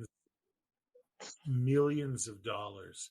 If you find a new apple that nobody has, you grew from seed, or you just find it on an old homestead and it's unnamed, you're looking at millions and millions of dollars, because you're going to take all of the buds next year in the spring off of that tree, every freaking one that would turn into a leaf or would turn into a flower, and you're going to just strip them all off and you're going to put them on a bunch of rootstock from just random trash apples. And now you're going to turn that one apple tree into quite literally 100,000 of your new prized apple, and sell those bitches in an unknown one to a new apple orchard like Dole or somebody like that. Hey, I've got this new badass apple. It's super edible. It's great. You're going to want to market this bastard, and they'll buy them for you for $4 or $5 grand per tree, because they get the genetics of that tree. They can copy that tree ad infinitum and make money off that tree for 100 years. That's fucking sweet. Yeah. Hey, wasn't this about growing mushrooms? No, about growing apples. I'm sorry, guys. I got so much crap in my fucking head from farming that I didn't mean to take it over. It's all right. As long as we stop before the sheep fucking started. No, but apples are fun. Avocados are fun. Grow a couple of them. If you don't like them, chop it down. You're not out anything. Yeah, it's fun, man. And apple trees are cheap too. My place I buy fruit trees is called Stark Brothers, which we're not a homesteading and podcast, so they're not going to ever sponsor us. But Stark Brothers is badass. If you just need under 100 trees, they're a great place to go. But yeah, They're really, really nice. Man, I could sit there and look at all the new different apples and everything that comes on for days and days. It's so cool. But, well, you guys got to come out here and we'll go wild fruit hunting. There's so many cool wild fruits. So it's right to left for your taste buds. Oh yeah. Now, surprisingly, your tangerines, right? Like your tangerines, they grow true from seed. So, like, if you have like a tangerine that you like, you could buy one from the store, plant that bitch. It's gonna grow tangerines that you like. Lemons will do it too. About 65-70% of the time, they'll grow true from seed. Kumquats always grow true from seed. So yeah, if you like them, you can grow them. I'm a fan of the quats, loquats, kumquats. They're all pretty good. Oh, dude. So Austin, if you just go and down Austin, like just outside of like the touristy areas and just drive down the streets, and if you know what a loquat tree looks like, you'll see so fucking many of them. Like, people don't even harvest them. They're just like, oh, that fruit's inedible. I'm like, no, that fruit's delicious. Like, you guys, they just let it fall onto the ground. Like, they don't eat it at all. But, man, we would go, like, in the truck because the trees are huge. Like, they hang way over into the street. We would just go through when they get real ripe, pull up on the curb in the truck and just, like, shake the freaking tree and just rain down inside of the truck and then drive off. And people are like, whatever, I don't want them anyway. I'm not going to eat them. Yeah. Nice. Yeah. Yeah. Yeah. A plethora of plantables. A plethora of plantables. It's better than a plethora of plantable platypuses. Yeah. A plethora of mandibles. I am the very battle of a general. A grip. Gotta have a grip of them. Where were we? We were at a drying and the consumption of the mushrooms. Oh shit! Yeah, how are you going to store? Oh, hold on. I gotta get back in character. Goose fraba. God damn it! Son of a bitch. So how are you gonna go ahead and store them mushrooms? I got more than I can eat. And you guys don't like me using nature's pocket. So how am I gonna store these? Well, if you happen to have any oxygen absorbers, you could just store them right in mason jars with screwed-on lids in a cool, dark place. You just want to keep them dry and away from direct sunlight. You do not want to refrigerate them.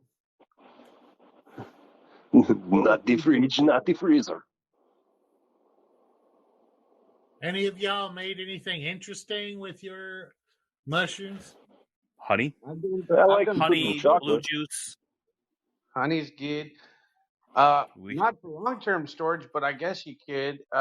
It's pretty fun. You get the Welch's orange juice frozen concentrate can in the freezer section in the grocery store. Throw that bitch in a blender with a bunch of fucking fruit bodies and some stems.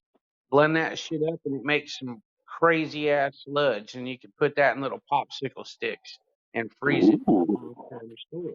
Holy fuck! That sounds amazing. Oh, dude, sounds like a good rave dessert. Hold on, are you kidding me? It would have that to be sounds like a great Tuesday night. It would have to be for short-term use, though, because the freezer destroys psilocybin over time. Yeah, but not like forever. There's so much of that shit that's up in the fucking air. Like everybody, we just listened to a podcast the other night where they were talking about freeze dryers destroying the psilocybin. Almost all of you freezing. Yeah, but the freeze dryer gets down to like negative fucking 40 degrees. Like it's freezing the shit out of things, and it takes a day or two to run. And like I'm like, no. Most of you have had danger cookies from me, and that fucking shit will fuck your world up. It takes a little time for it to degrade. They just degrade faster in a freezer than they would in dry storage.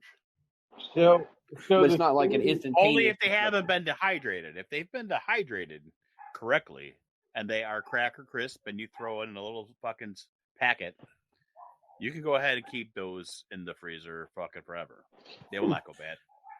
Because see, I'm sitting here thinking about like, okay, the way that you stop chemical processes is that you cool them the fuck down. Like you can stop any chemical process.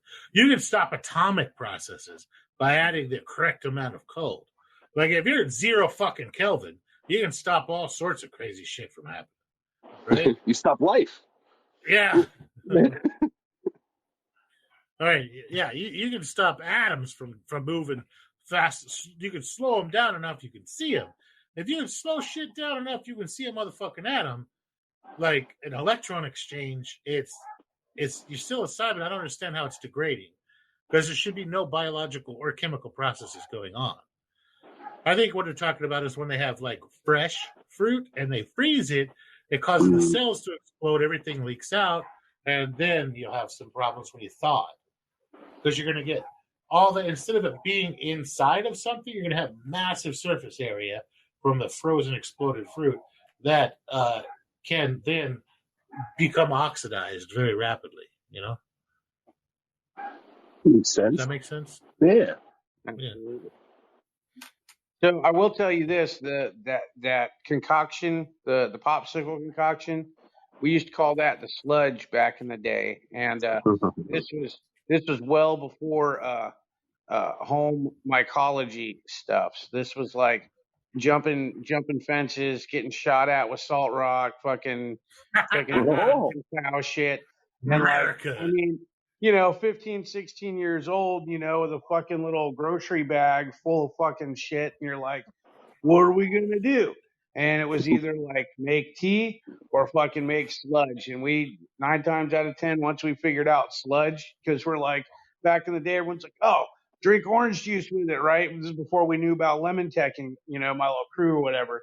And one day we're like, hey, we're walking through the fucking grocery store and saw that frozen, citrus, like 200% vitamin C, all that, whatever. We're like, ooh, yeah. Dude, and it tastes good as fuck. Like, because we used to sit there and like, we'd fucking eat a couple out in the fucking field, just brush some of the shit off and fucking, down the hatch. And, inoculation. Right. But I will tell you, challenge that immune system. Tell you what, crazy, man. It is crazy good though. Good times. Anyone, if you're interested in a good time, you should try that out. It won't hurt you. Does anybody have any stories? It sounds like of like being that guy who is at the right place at the right time and just like playing, fairy godmother with the freaking mushrooms and everybody's having a fucking blast. Dude, I had this story.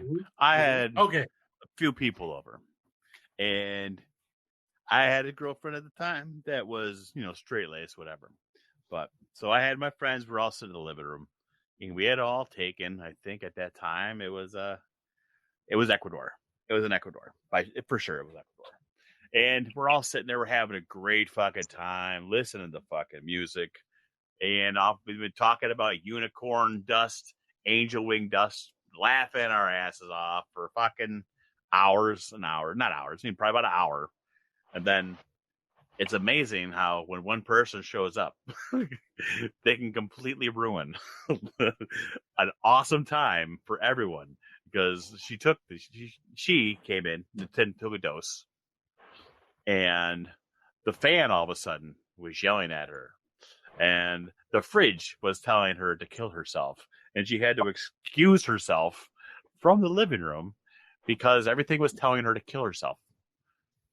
So, yes, she'd never done it before, ever. And she came in, she doesn't know all my friends. I'm a person, I'm a very, I don't want to say I'm not a homebody, but anyone I hang out with you and that's it. I'm not fucking go out to bars. Because when I do, I get fucked up and then I'm, the center of attention. Usually not in a good way. but yeah. Never bring a fucking rookie to a veteran party. Doesn't work out. Man, I have a really good story that So I was having this big, what do you call it, like a fire powwow thing with a whole bunch of friends, where we had a whole bunch of friends over. It was, well, technically it was like one of those prepper meetup groups, right? Where we would get together and we would talk about like we'd give classes on storing food. I'd give classes on storing food and making your own shit and blah, blah, blah, blah. And I had like this whole big group of people that would come from all over the United States to come and listen to me talk. Well, one night there was like, I don't know, 50, 60 of us that stayed up late to trade stories, play music around a big old bonfire. And I'm like, you know what this needs? It just felt right. Sky was beautiful, magic, clear, bright and sunny. Bright and shiny from the moon. It was just fantastic. Just 70 degrees, perfect, lightning bugs everywhere. I was like, this needs some fucking mushrooms. And so I told everybody, I stood up, I was like, hey, I've got some mushrooms. If you don't want to participate, don't participate. This is how they work. They're not going to make you feel insane. You're not going to chew off your own freaking leg. Everybody's going to get like a moderate dose. If you want some, I will happily, give you the appropriate dose. And people were like, you know what? Fuck it. Whatever. And so I dosed like 50 fucking people around this damn fire. And about 30 minutes into it, I noticed that like the music had stopped and everybody was staring at the fire. And I was like, perfect. Right? Like everything is shiny and great. So me, having been moderately experienced in doing this, I got together with my buddy who has since passed on. And this guy would play guitar like fucking Santana, right? Yeah, this guy could play guitar like, oh God, just absolutely gifted guitar. An elderly individual. He used to be in the Civil Air Patrol for a long time after he retired from the Air Force. Really great guy. Loved it to death. Cantankerous, but man, he could fucking play. So he'd play all these oldie songs. He'd start in like the 50s and work his way up to like the 80s, all country songs and stuff like that. And then me and one other guy would sing. And so we get up there and, he starts playing and we start singing. And I like singing. And so we just fucking rock it. Like the looks on everybody's faces is like they're at like the best concert of their entire fucking being. Right. And it was just great, man. Like everybody had a great time. Everybody was happy. Nobody had like need to be babysit, but I didn't like dose the fuck out of everybody, right? And, like the guy that I gave the most to had like 2 grams. It was just everybody had enough, like 1.5 grams basically. Enough that everything was shiny and interesting and the music was super great. Those are perfect moments when everyone's feeling the perfect sitting all the same fucking time. It was just like the whole night. Everybody had the exact same frequency. Does that make sense? Good. Like we all bonded so fucking hard that night. Like everybody was like, no, but everybody was like, this was like one of the most amazing experiences. Everything was just great and crisp, and I really felt alive. I mean, there was nobody getting stupid or anything like that. It was all older people, like in their 50s and 60s and stuff. But everybody had a great time, man. I'm thinking that was probably my favorite mushroom-related group memory. Because nobody got stupid. Everybody had a great time. We all traded off singing and playing music. Everybody was attentive and respectful. And at the end of it, everybody was like, wow, this was an experience that everybody really enjoyed. Nobody had to seek God or get fucked up to where they couldn't stand or get couch locked or, trip down a freaking hole and see the end of the universe or anything like that. It was a situational enhancer. Does that make sense? Yeah, it just makes everything a little bit better. Yeah. So I had a pretty cool happenings last year. Primus did a concert and it was tribute to Kings, which is fucking awesome. Farewell to Kings was a Rush album, and Rush and Prime, Les and the Rush guys are all fucking friends. So when Neil Peart died, rest in peace, brother. Les was doing or Primus rather, was doing where they cover Farewell to Kings, and it was, in honor of Neil Peart. So they canceled the tour because of fucking coronavirus, and they decided to go back on tour after fucking shit died down a little bit with the virus.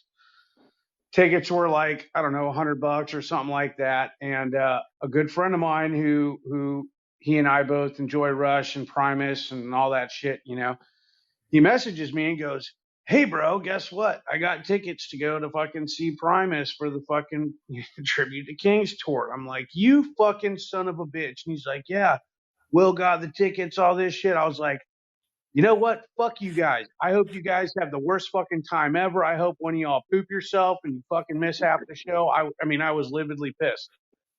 And I was like, "Could have got me a ticket." And he's like, "I did get you a ticket." I was like, yeah. "Oh, I felt like shit for fucking being that. I rescind everything." Jealous asshole, everything, right? So completely redeem yourself. So anyway, the interesting part, the guy Will, who ended up getting the tickets, I grew up down the street from him. He's about 5 or 6 years older than me, but he lived 4 houses down from me. And I hadn't seen him for probably 20 years, man, since he moved out of the fucking neighborhood. And my buddy Ian, kept in contact with him and shit. So anyway, I'm like, oh, special occasion, day of concert. I'm like, I'm going through the magic treasure chest, and I'm like, ooh, and I pick out some cool little thingy-mabobbers, just enough for some concert doses and some stuff to bless some folk with. And so I show up over there, and I put a bunch of shit on the table. He's like, "Holy shit!" And he was all excited, and he hadn't tripped in fucking forever, and his wife hadn't tripped in fucking forever. And so everyone's all excited, and I'm like, "These are for you guys." It was a bunch of stuff. But I gave it to him. I was like, "This is all." I had some separate stuff for the concert. Well, so we ended up dosing before we even left the fucking house, and we had to drive from Tampa to fucking St. Petersburg. And fuck, damn it, driving and tripping. I don't know how the fuck I always end up in cars when I'm tripping, but fuck, it's so fun. Anyway, super blast. Obviously, you get there and, fucking Les killed it, dude. It was such the whole band killed it. It was a fucking amazing concert. But cool shit was happening, and, cool shit always happens when you're tripping, right? So we're all waiting to go in, and it's at this place called Mahaffey Theater, was where the venue was. And it's right on a little marina. And the coolest shit happened. We saw this huge school of fucking Jack Crevel up in the back corner of this fucking thing. Oh, nice. And you're swimming, and there's like fucking 100 of them. And you look out like 100 yards up the fucking channel where all the boats are, and there's fucking 3 dolphins. And then you look in the middle, and there's this giant fucking school of mullets. So it was like, what is definitely prey for the dolphins was actually working with the dolphins to fucking, school these fish in this tight ball, or they were just picking them off. I mean, it was super epic just being able to fucking see nature doing nature shit right before a fucking epic concert. But it was fucking really cool, man. It was a fucking good time, man. I don't typically dose higher doses the last couple of years, and that wasn't a high dose. I think we were all about like 2 grams was the most we took. But it was fucking phenomenal, dude. And it was such a nice treat because no one, my buddy Ian or Will, were fucking expecting that, and it was just like that, popping it up. His wife was fucking elated. She's like, "Oh my gosh." Yeah. You know what I'm saying? It was it was a fucking blast. But, it's really interesting how, just having a little couple of them thingy things on you. And, when you're going out or you're with people and you're able to share, and it definitely 100%, like you said, man, it increases the people start vibrating on higher frequencies. And when you're vibrating on higher frequencies with other folk, man, the fucking magic happens, so. Yeah, I don't really like higher doses, man. Yeah, I don't really like higher doses. Another one of my like my favorite experiences all revolve around seeing that wonder and joy in somebody's eyes when they have just woken up enough that they realize, like, they see the world completely different. Yeah. Right. Yeah. Like I love that shit. Like we had a bunch of friends over, and they are pretty experienced drug takers, right? And I was like, well, hey, I have some mushrooms. Like, yeah, we love mushrooms. Last time we had mushrooms, we were in. They're world travelers, and they were like, oh, we had mushrooms in can't even fucking pronounce the name of the damn medieval like Soviet bloc country, Kazakhstan or whatever the hell. I was like, yeah, well, we're gonna just come over. I'm gonna make dinner, and we're gonna just like have some of these new like really good mushrooms I grew. And I believe those were actually, Lizard King. And we're going to watch Encanto, because Encanto had just came out on Disney Plus. And great my movies. My daughter, had already gone to bed. She passed out. We literally took her to the zoo and walked her happy ass like 4.5 fucking miles to literally make her pass out like 8 or 9 o'clock. And she had seen every freaking animal at the zoo and done every ride and eaten every freaking treat and had 1,000 pictures. She had a great time. But at like 9 o'clock, she's like, oh, she's done. And we're like, yes, adult time. So friends come over, and we have this. I bought this huge TV. Now, I didn't buy this huge TV because I'm vain and I want a huge TV. What happened was it was like Super Bowl 2 years ago, and my wife was like, you're putting the TV in the car wrong. You're going to break the TV. I'm like, we're not going to break the fucking TV. She's like, you're putting the TV in there. It's going to break. I'm like, it's not going to break. It fucking broke. Yeah. So, yeah. So she's like, you owe me a TV. And I was like, fine, whatever. So there's this place in town called Cons, right? And it's one of those buy here, pay here, like TV and furniture stores. Don't you have to buy here, pay here everywhere? Well, you know what I'm saying? It's like what they the have like rent to own places. Yeah, they pull you on credit and you get 100% interest. No, they can put it on credit, or you have like the 100% interest thing. But Collins isn't really that bad. Like I think it was 7.9% interest. Are they sponsor material? Huh? Are they sponsor material? What can we get out of them? I wish they'd fucking sponsor us. They're a big store with a lot of chains in Texas. Anyway, so we went over there, and they're like, listen, we just got this one TV in. It's fucking ridiculous. It's like the only one it is. It's like this 8K OLED LED fucking massive 120 fucking inch TV. And I was like, that's like 9 feet. And they're like, yeah, no, it's fucking ridiculous. And I was like, well, how much is it a month? And they're like, $159. I was like, put it in the truck. Put it in the fucking truck.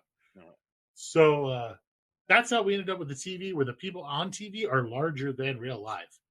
So people come over to watch movies, and we're going to put Encanto on this fucking TV. And we blacked out the whole house for it. And they came over, and, we gave them some moderate doses.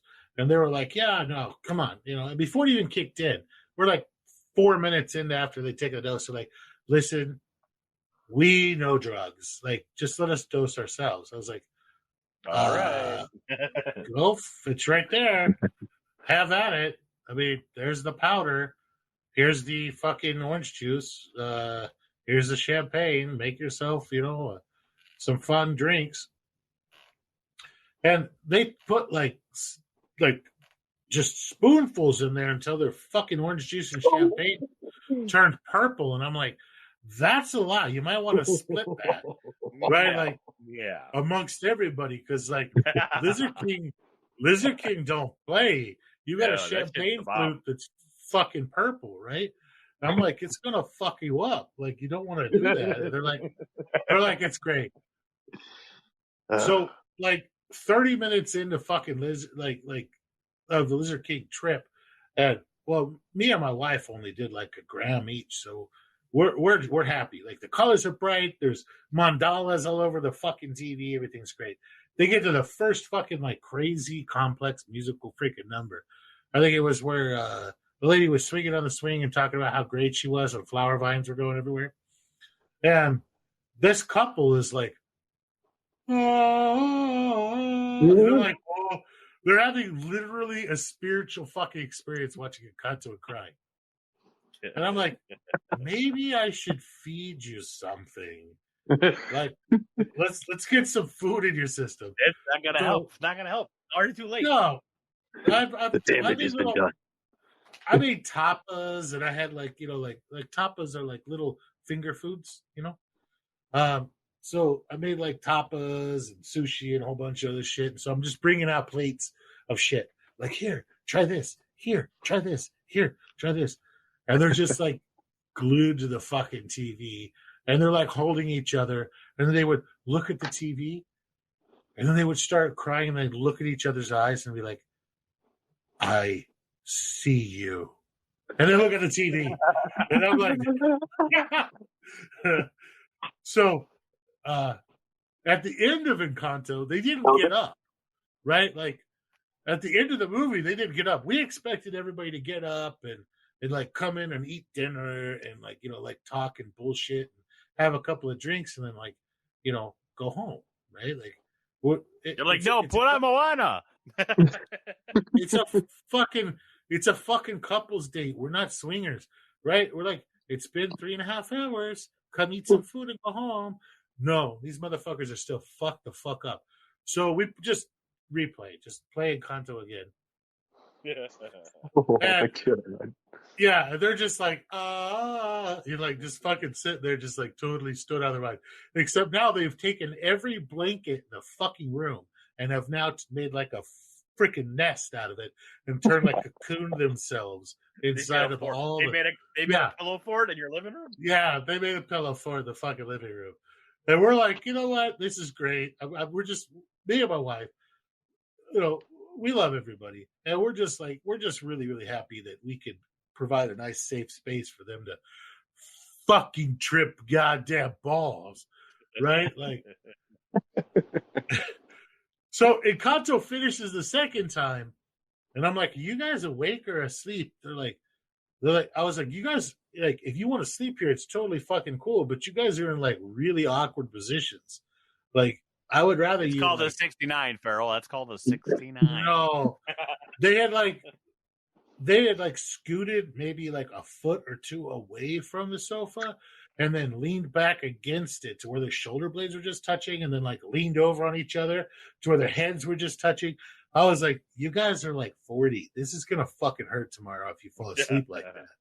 Right? Like, I'm only if they 40. fall asleep. Like, yeah. No, they were pretty much out. I was like, you guys want, to stay here. We have the extra bedroom, it's got a queen bed. Just fucking chill here. Like, because I really don't want you driving home when you don't even notice the fucking movie ended. And so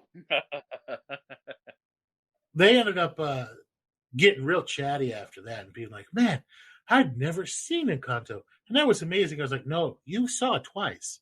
Like it just finished the second time. They didn't realize it finished the second time. But we had a great time. We had an hour or two talk after that. Then I got him an Uber home. Yeah, get the fuck out. Yeah, get out. But no, like that kind of stuff, I don't mind it, man. If you want to come over, and as long as you're not doing something stupid like, peeing in the fucking corner or trying to hump a freaking bear in the, like stuffed animal. You're taking away all the good stuff away. No fun. What the fuck? You have a bear? Well, that's a stuffed animal.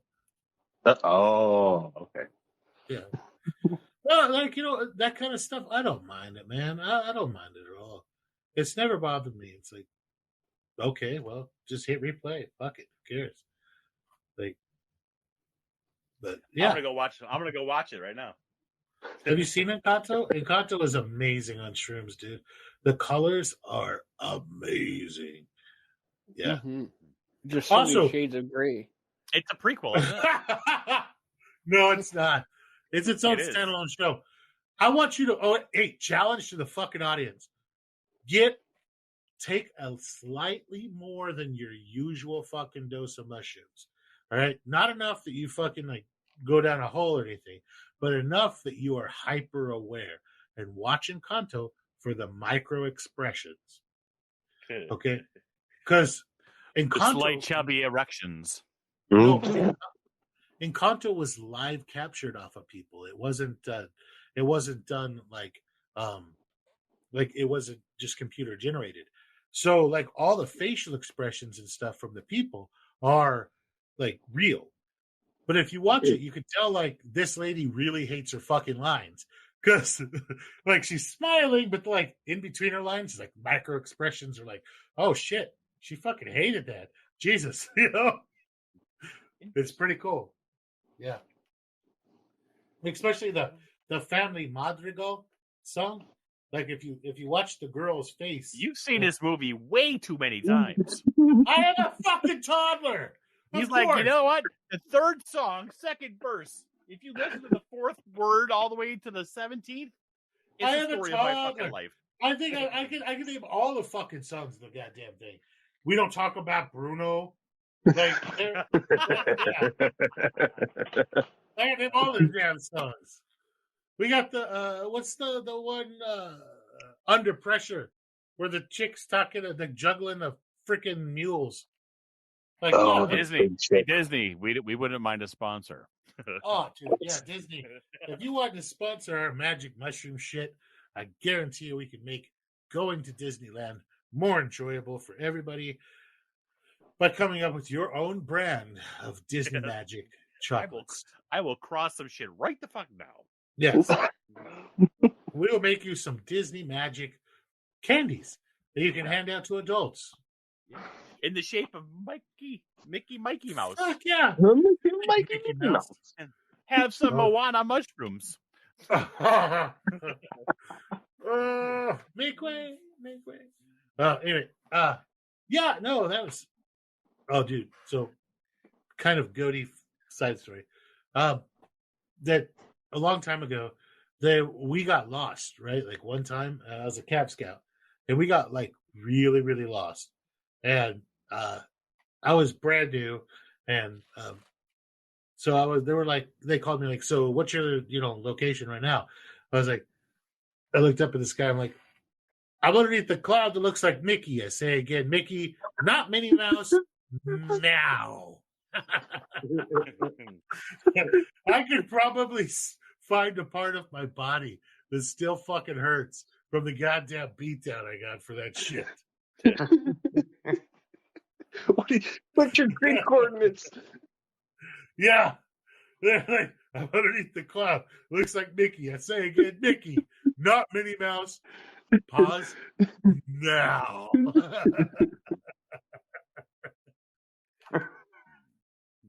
I was being a smart ass. And oh, Jesus. At the time, our Lieutenant Colonel did not have a sense of humor. He was a very serious individual and did not appreciate that. I thought it was great. You know what's going to be great? Next week's episode when we do the microdose session. When we're all going to be microdosed for the interview. Oh, okay, let's do this. I don't like moderate dose. Yeah. When I say micro, I might mean I meant macro. I might get my vowels mixed up. Hey, take your jaw and grab a handful and start munching. Nice. This will be great. Jesus Christ, somebody's getting pregnant. We'll start pre-gaming an hour before. I think I pre-game. I pre-game this one good. Yeah, you're drunk as fuck. Talking like a fucking retarded hillbilly. No one goes full retard, Farrell. You guys needed to have somebody to explain shit to. Hold on just a second. I think that this episode needs to be dedicated to people who like to play the stab your finger with a knife game. You're gonna get me in so much fucking trouble, dude. Don't even know. Yeah, 5-finger fillet. Yeah, we don't want to do that. Yeah. No. We don't want to go that full. Now Farrell's gonna drink more. Now Farrell's gonna go drink more. Jesus them non-Myco people aren't gonna listen past 20 minutes, dude. The wife listens to this shit. She loves the fucking podcast. She gonna hear that goddamn shit, and she gonna stab me. Vanessa, it wasn't me. It wasn't me. Yeah. It wasn't fucking Shiny. And just so you know, you don't need to stab me. Shiny. He lives in fucking Florida. Cyril has been very broken up over this whole situation. Just so you know. Look, I will let her stab me only if it's with a plastic knife. You don't get a choice, dude. This is a fucking Latina, and not a fucking like bullshit Latina. Irish. This is a motherfucker. Can. Kill you, fucking Latina. Yeah, you don't get to. No. We should not dedicate it to that. Mulligan. Scratch that. We'll take that out in post.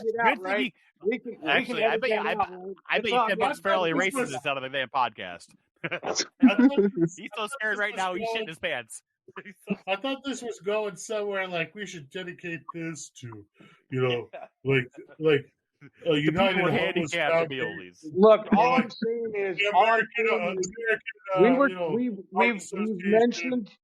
we've mentioned people with disabilities quite a bit on this episode, so that's all I was saying. Was we should dedicate it to. You're not helping. You're not helping. Yeah, you're making it worse. Put some salt on that wound. Some lemon juice. What do you mean? My job. What do you guys mean? This episode? You guys make fun of mine every episode. Yours isn't a real handicap. You just can't. Oh my god! Did you just say that out loud? Do you know how much better that makes you at hunting? A fucking dude in camo sitting in a fucking tree looks like a dude in camo sitting in a fucking tree because he doesn't blend into anything. He doesn't blend anything.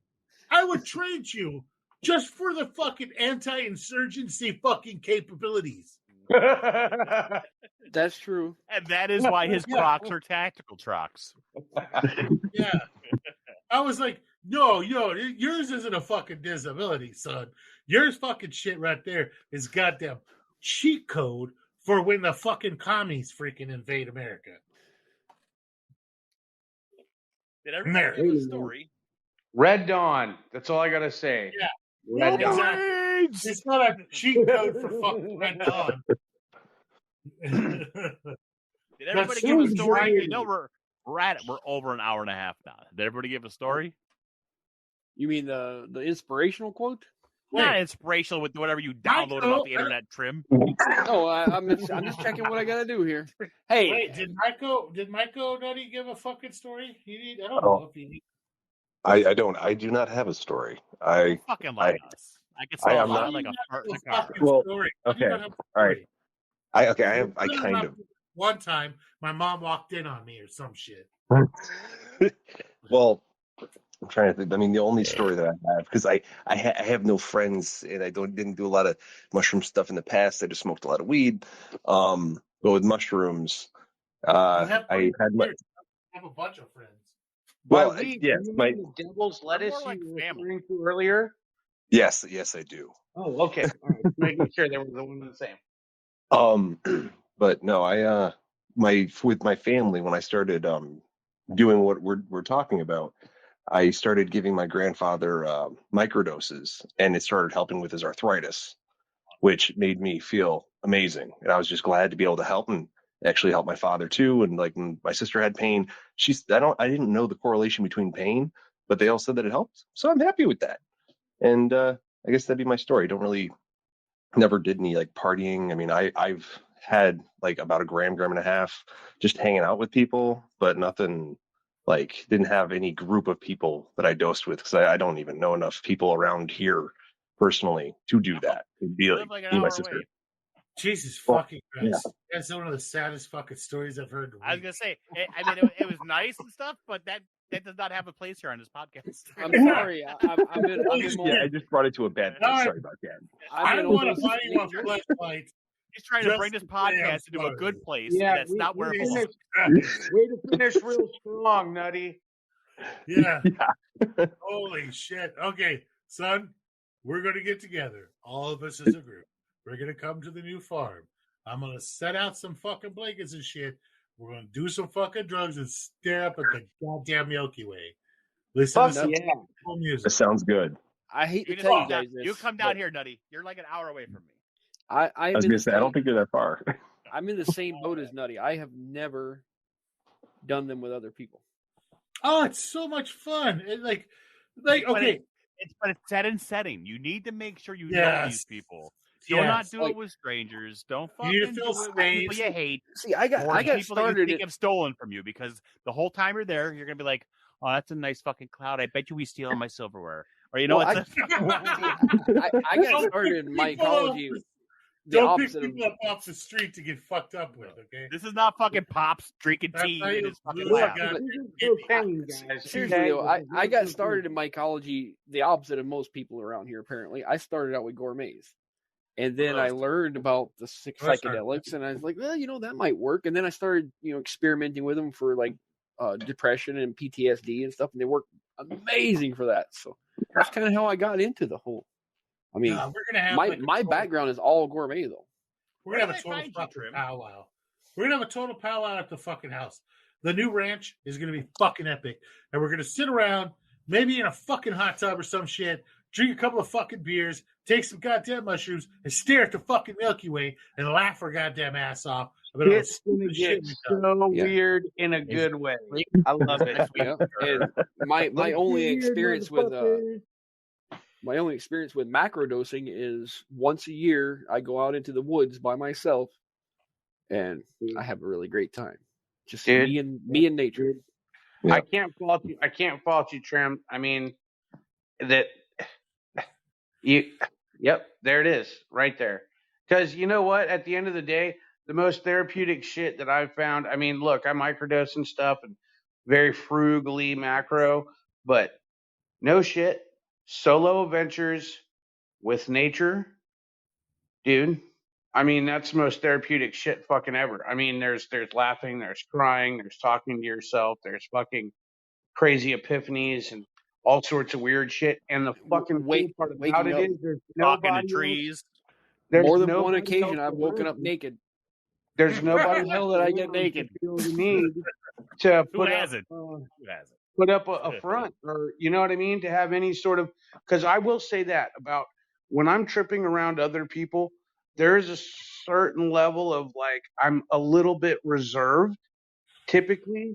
It's hard to explain, but you know what I mean. I'm holding back a little bit because of I don't know, there's a fear of intimacy, I guess you would call it, because I mean the barriers are broken the fuck down, you know what I mean?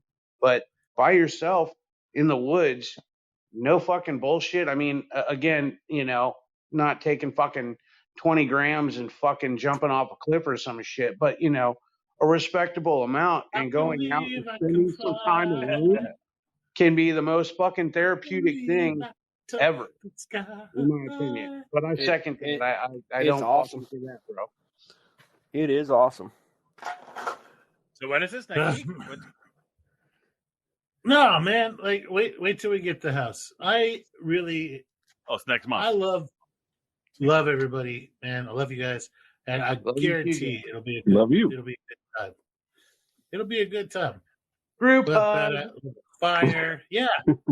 Exactly. I won't be the guy bailing you out of jail. I'll be the guy in jail with you. Yeah, I'm going to be right there next to you at the fucking next seat. Or actually, I'm probably going to sit on a shitter because I like to shit when I'm in the holding center because, everyone's got to share that same one. Assert dominance. You're using as a jail. Dominance immediately. When you're shooting light lock eye contact. Yeah, the first thing I do is I sit on the shitter, I take a dump, and I look at everyone right in the eyes.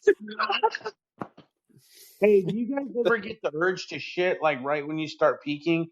And you go take a shit, and then like you realize everything's fucking moving, and you become engulfed by the fucking patterns of the tile and the fucking It's kind of like when you start watching like videos on the fucking Facebook videos when you're on a shitter. Then you wake up and your legs are fucking asleep and your fucking legs are against the walls and shit. YouTube Shorts. YouTube Shorts. Work too much. YouTube Shorts will get you every fucking time. Yeah. It doesn't matter if you're drinking or you're doing watching fucking doing the same dance over and over. Oh, I fell asleep with YouTube Shorts on last night. It was horrible. I woke up with the same one playing over and over and over in my room. It was horrible. And then I was too lazy to get up and turn it off. Oh, so like I haven't fried my brain, right? Like a lot of people I know is like I fucking like kill their creativity centers. The reason that we all get along is because none of you have fried your fucking brains. Right? You get a lot of people. Why would I want to do that? We get a lot of people these days that don't have freaking imaginations. Right. And one of those things, like I love audiobooks, right? And so I listen to audiobooks all the fucking time. And sometimes I fall asleep listening to an audiobook and I forget to put the timer on.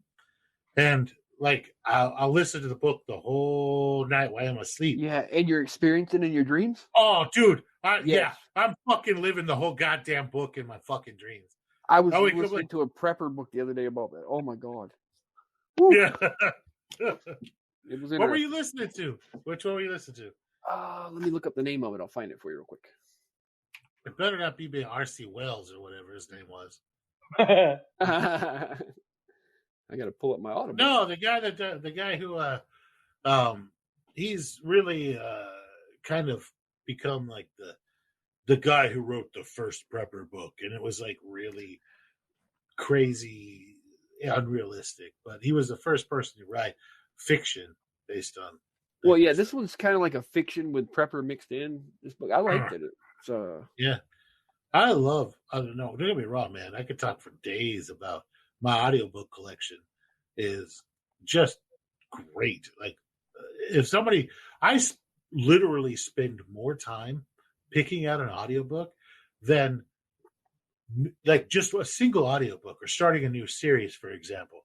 I spend more time picking out a new series than I did the decision to have another child. Okay. Okay, this one was the one I listened to was called The Prepper's Road March by Ron Foster. Okay. Yeah. Who was the narrator for that? Narrated by Dwayne Sharp. Oh, he's pretty good. Yeah. He's like, in a world far, far away. But no, like I have to like their voice and their cadence and how they talk. Yeah, it's big on how they read it. Oh, it's a commitment. Like I'm going to let you into my soul and brain, right? Like my wife was literally our conversation to have our daughter was like, so the boys are grown. Yep. You feel old? Nope. You want to try for a girl? You want to pump out another fucking knee biter? Yeah. It was like, yeah, let's try for a girl. Then it's like, I think we broke her. And it was, but like the decision to have another kid was like, like a millisecond, right? Because I love being a dad, man. I freaking love the shit out of it. I do everything with my daughter. As I send you guys pictures in the chat all the time of me making her like, hey, roll out this dough, make this with me. Let's go on adventures. Let's go let's go fishing. Well, I do everything with my kids. And I really, really, really, really love it. But it takes me longer to pick out a new series than an audiobook. Because, I'm dedicating many hours of life to that audiobook, whereas it only took me 15 minutes to make my daughter. Okay? Well, you had time for a smoke. Okay. Yeah. So, I'm dedicating days of time to the audiobook. But if you ever want a good audiobook, I got you. Good all right, deal. I'll take one. I like reading my book, so I like the feel, the touch of it in my hand. Yeah.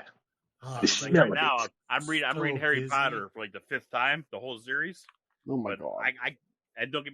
Oh my god, what? None. Fucking Did that come out loud? Right? Was that on my outside voice? Not say sure. it. Do it.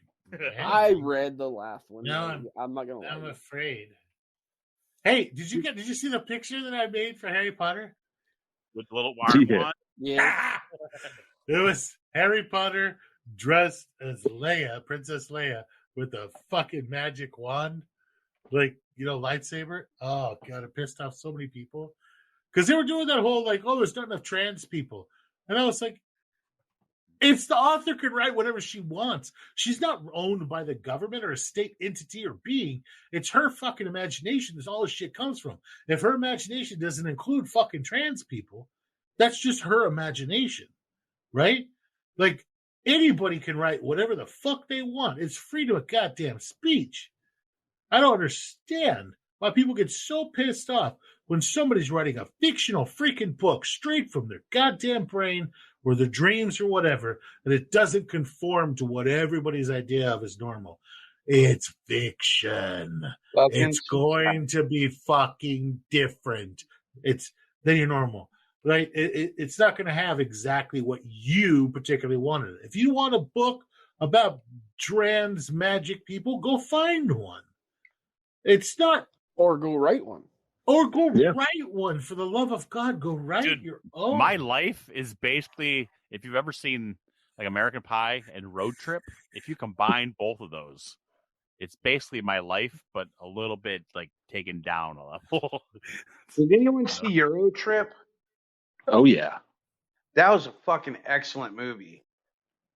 My life to me seems boring as hell, but the outside people seem to think I'm really interesting. I don't understand it much. Well, you've got this cadence of speaking that makes you seem really interesting. It's the monotone. Sounds like a teacher. Has anyone read Green Lights, the Matthew McConaughey book or whatever? On principle, I do not read Matthew McConaughey. All I know is they keep that all right. Oh yeah. I couldn't read it without it being in his voice. So that's going to be my life. I listen to audiobooks because I'm doing stuff at the same time. No, that would be weird. That would be weird listening to his own book with someone else not narrating it. Or I'll do that right now. That'd be fucking weird. Wait a minute. Take a look. Get them numbers up, my it's friend. In a book. Reading Rainbow. Sorry.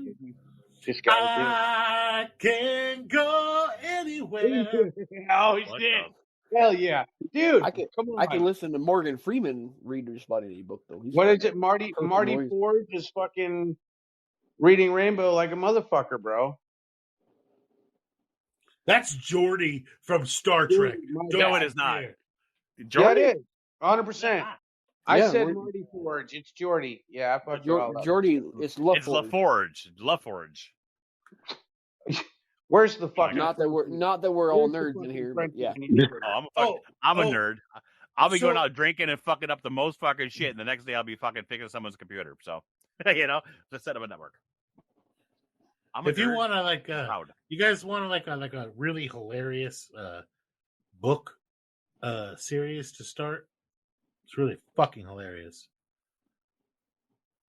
So this book series it's Off to Be the Wizard is the book number 1.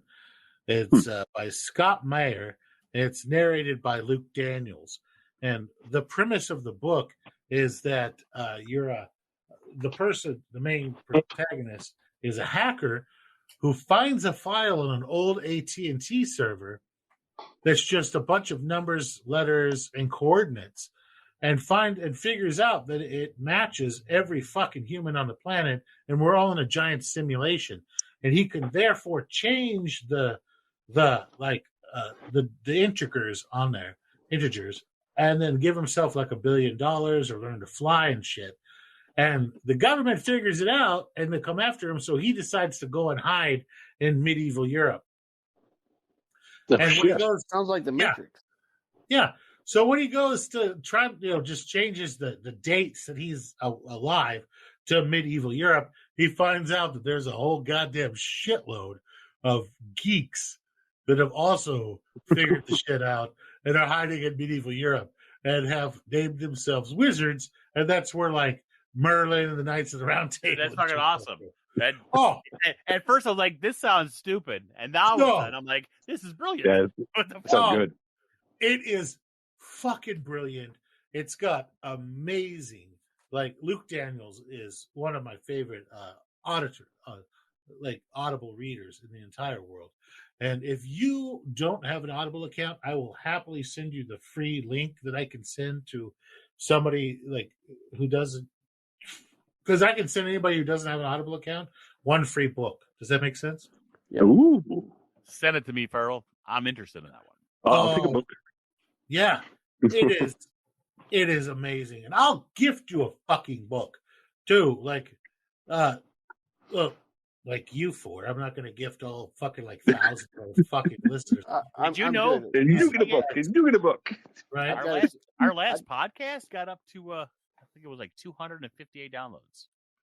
That's down now. That understand that's downloads. No. I'm not talking downloads for the whole thing. I'm talking the last episode when we brought on Munch. There's 258 downloads for that episode. That's downloads and like the like button starred, right? That's not listens. In order to figure those, in order to figure those out, you have to go Buzzsprout. You have to go to Buzzsprout, and you have to go to each individual thing. Like on Google, what we got for the last episode, we got 1,500 listens and 45 favorites on Google, and then we're in the unfortunately getting really popular really quick, like scarily popular, scarily quick. We're in the around 15,000 plus listens every episode, and those downloads are downloads that people saved the episode or favorited the episod. Oh shit! So they're like buttons. They're the YouTube like buttons. Why do I suddenly have stage fright? What's going on? When I think about it, I'm about ready to do the helicopter right here in front of y'all. Yes. Yeah. No, but like when I think about it, I'm like, holy shit! Like, because we keep getting more and more popular, and they keep promoting us because we're now in the top 0.01% of podcasts that started at the same time, same 6-month period that we did.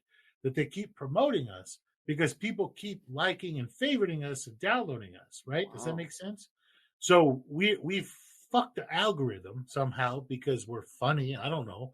Or just people like listening to us. Yeah, listening to us rant. Well, it's turned out that we're getting 15 to 20K listens per go. Well, we sure appreciate everybody who's listening. Thank you very much. Oh, geez, you guys are awesome. And if more people will come to our Discord, as soon as I think you we're around 150 us. people shy, and we're going to be having a giveaway. So. And the most important part about that, you guys, we have a channel in there. Basically, for you to have questions, if you want me to go through something, you want Farrell, any of us to go through something with you. I mean, anything. It doesn't even have to be mushroom related. Just come talk to us. I'll make something up if you want. I don't play with like regular social media like Twitter or Facebook or anything like that. This is my social media, is Discord. I'm on here all the time, talking, texting, chatting, talking to people, sharing pictures, helping people and walking them through stuff. I'm more than happy to talk to you personally. If you text me, I will say hi. It doesn't matter. And if it's during the weekend, Thursday, Friday, Saturday, when I'm at work, it might take me an hour or two to get back to you, but I'm going to get back to each and every one of you. I appreciate you listening to us. All of us do. Yeah. It's really cool to be able to touch your life, to be able to be part of your life. You let us in there, and that it means a lot. I literally wake up in the morning. Like when I woke up this afternoon, I had 28 questions on Discord. And I answered them all before I got out of bed. I'm available probably 20 hours of it every day for anybody who wants to talk to me on Discord. I mean, I know you guys don't like me much. I'll tell you anything. I might lie to you, but I'll tell you something. we really appreciate each and every one of our listeners. You guys are fan. I don't know how to say You guys kick ass. Like, your support is amazing. I think thank you was the word you were looking for. I wish you would stop trolling other podcasts. Yeah. As hilarious as that was the other day. It was not me much. You're not making us any friends by going on to other people's podcasts and calling them out for things. What? Yeah. Okay. Deadpool might have been doing a little trolling, but I was trolling Deadpool. Dude, why would you throw me under the damn bus like that? There's no proof. But as far as our listeners and listeners go, I would prefer that you don't go and troll other people. I prefer that you reach out to them and bring them to our community, right? And be like, listen, this is we were just having fun though. We weren't being really mean to anybody or anything. But I was being mean, and we're not going to we're not going to gatekeep anything, and we get some. I personally get some hate mail and hate messages, which maybe I'll read on here one day about when I give like secrets away. Because there's Discords that people pay $1,000 a fucking month to be in. Dude, it's fucking nuts how much some of these people charge for just basic information. Yeah. So we just give away it every day. They keep that shit. They don't want you to fucking know how to do PF Tech right off the bat. Like the whole first hour and 15 minutes of this freaking podcast was just blowing gatekeepers in the fucking face. So, like, it's... What, blowing them in the face? All right. You guys have never pearl necklaced anybody? Yeah, but I never called them. That's called the money shot where I come from. Okay, money shooting other people in the face. I don't. Yeah, no. See, it's called just money shooting. Okay. I don't know. Money shooting your money shot. Yes, money shots. Money cannoning. I want to be a money cannon. Okay, not a money shot. Money cannon. Like one of those angry cannons. The ones that shoot like the... You're like a t-shirt cannon, but for cum. That's what you're saying. One of those big swivel cannons that they have on the fucking tank to shoot the grape shot that takes down the mast? That's me. Yeah. That one right there. So basically two kidney stones linked together by some mycelium. Giant kidney stones. Yes. Giant. When it goes up, I want to go backwards 5 fucking feet. Proportional kidney stones. Oh, shit. Fucking love you guys. All right, let's say something. I know people aren't tired of listening to us. They'll listen to us banter on for days. You know, I have people say, "Why do you guys cut it off in an hour and a half?" I'm like, because I normally got we that a don't have lot, shit man. to talk about. You know, because and I'm like, do you know how hard it is to like stay on topic for an hour and a half? But how about 10 minutes? Maybe that's the charm that people are experiencing is the fact that it's not super rigid and fucking formatted. You know, we do go off script and go left field and right field and all around field. You know, I mean. It's like people are getting to sit in with a conversation of friends, and you know they can be part of it. You know, they are part of it. I mean, if you have any idea just how hard it is for me to sit here and talk to you guys, as far as my ADD and fucking me not sitting here playing drums and playing a fucking banjo in my fucking feet or something. It's like I have myself with a seatbelt in my fucking chair to keep me from getting up and doing. Just pay attention to the first 30 minutes of the show where he yeeted the fuck out. Right? There you go. I swear to God, it's like a requirement to grow mushrooms to be ADHD. It's like 90% of the growers have it. Attention to detail. Teamwork is the key. Well, it's a manifestation of the hyper-focused moments, you know? It's like I was telling Feral about my computer with four monitors, and he's like, "Why would you need that many?" I said, "Dude, I need them all. I could use a few more, actually." Yeah, I plan on having 3 for the lab casts. I'm gonna have one that I can see what I'm doing. Then you want to have one for people that are too scared to talk, but they want to text you questions on one side. There you go. You got the one with the camera view, so you can always change it with a sound bar. See, all my monitors are inside of my head. I don't have to have the monitors outside. All of them are playing different things, or like when I'm talking, there's like there's like parts of me that are looking up the information in my head and bringing it to me. Like accessing. It's like, yeah, it's like there's this giant library in my head. Imagine you're in front of a million TV screens, and they're all like parts of a complex eye, like a mantis shrimp eye or something. And the pupil is the dark spot, whatever I'm focused on, and all the other stuff is outside the peripheral. And my brain works like all the TVs are playing something, and some of them are playing stuff that a problem I picked up in 1992, and they're just playing that problem over and over and over again until I pick up the right amount of information from reading something where it all clicks and goes, ha, and spits out a freaking DVD or something like, here, problem solved. And, well, it works like that. Well, if we're talking and stuff like that, a couple of those TVs can go and pick up information from my memory, bring it forward, and I could literally read it off the fucking screen word for word. Which is what happened last episode, and everybody was like, oh, it's so sciencey. I'm like, I just science. You should have edited that shit. You're just reading. You needed to be like, oh yeah, and still fucking Cubans or something. I pull my science right out of my name is arse. Farrell. Here is this that I'm reading right now. It is beautiful. I pull all my science right out of my ass. I had a Word document open on my computer with like how to pronounce the stuff. Like some of you mean kind of like Trim at the end when he's trying to read off his motivational quote. Dude, I look up. I literally look up one thing per episode. You give me shit about. I can stand toe to toe with the science broadcast, but I look up one inspirational quote, and I'm an asshole. That's the other. Everybody's done great.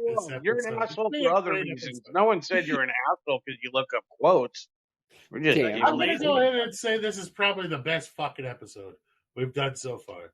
It's been great. Oh, hey, real quick, guys, guess what? I have a little update. I was kind of sleeping on it, but I'm pretty excited. My flow hood that I purchased will be here in 4 days. What'd you get? Oh, that's awesome. Clap. Hey, What'd you get? It's only been like 3 years in a fucking still air box, but So I just got it's a China shit that came from eBay.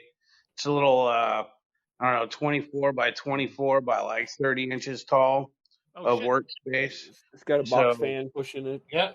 Yeah, it's a vertical. Yeah. It's a vertical unit, and I just was like, I mean, it's tax season, all that shit, and I was like, you know what? It has Willie Micro stickers on it. Oh, well, I'm saving.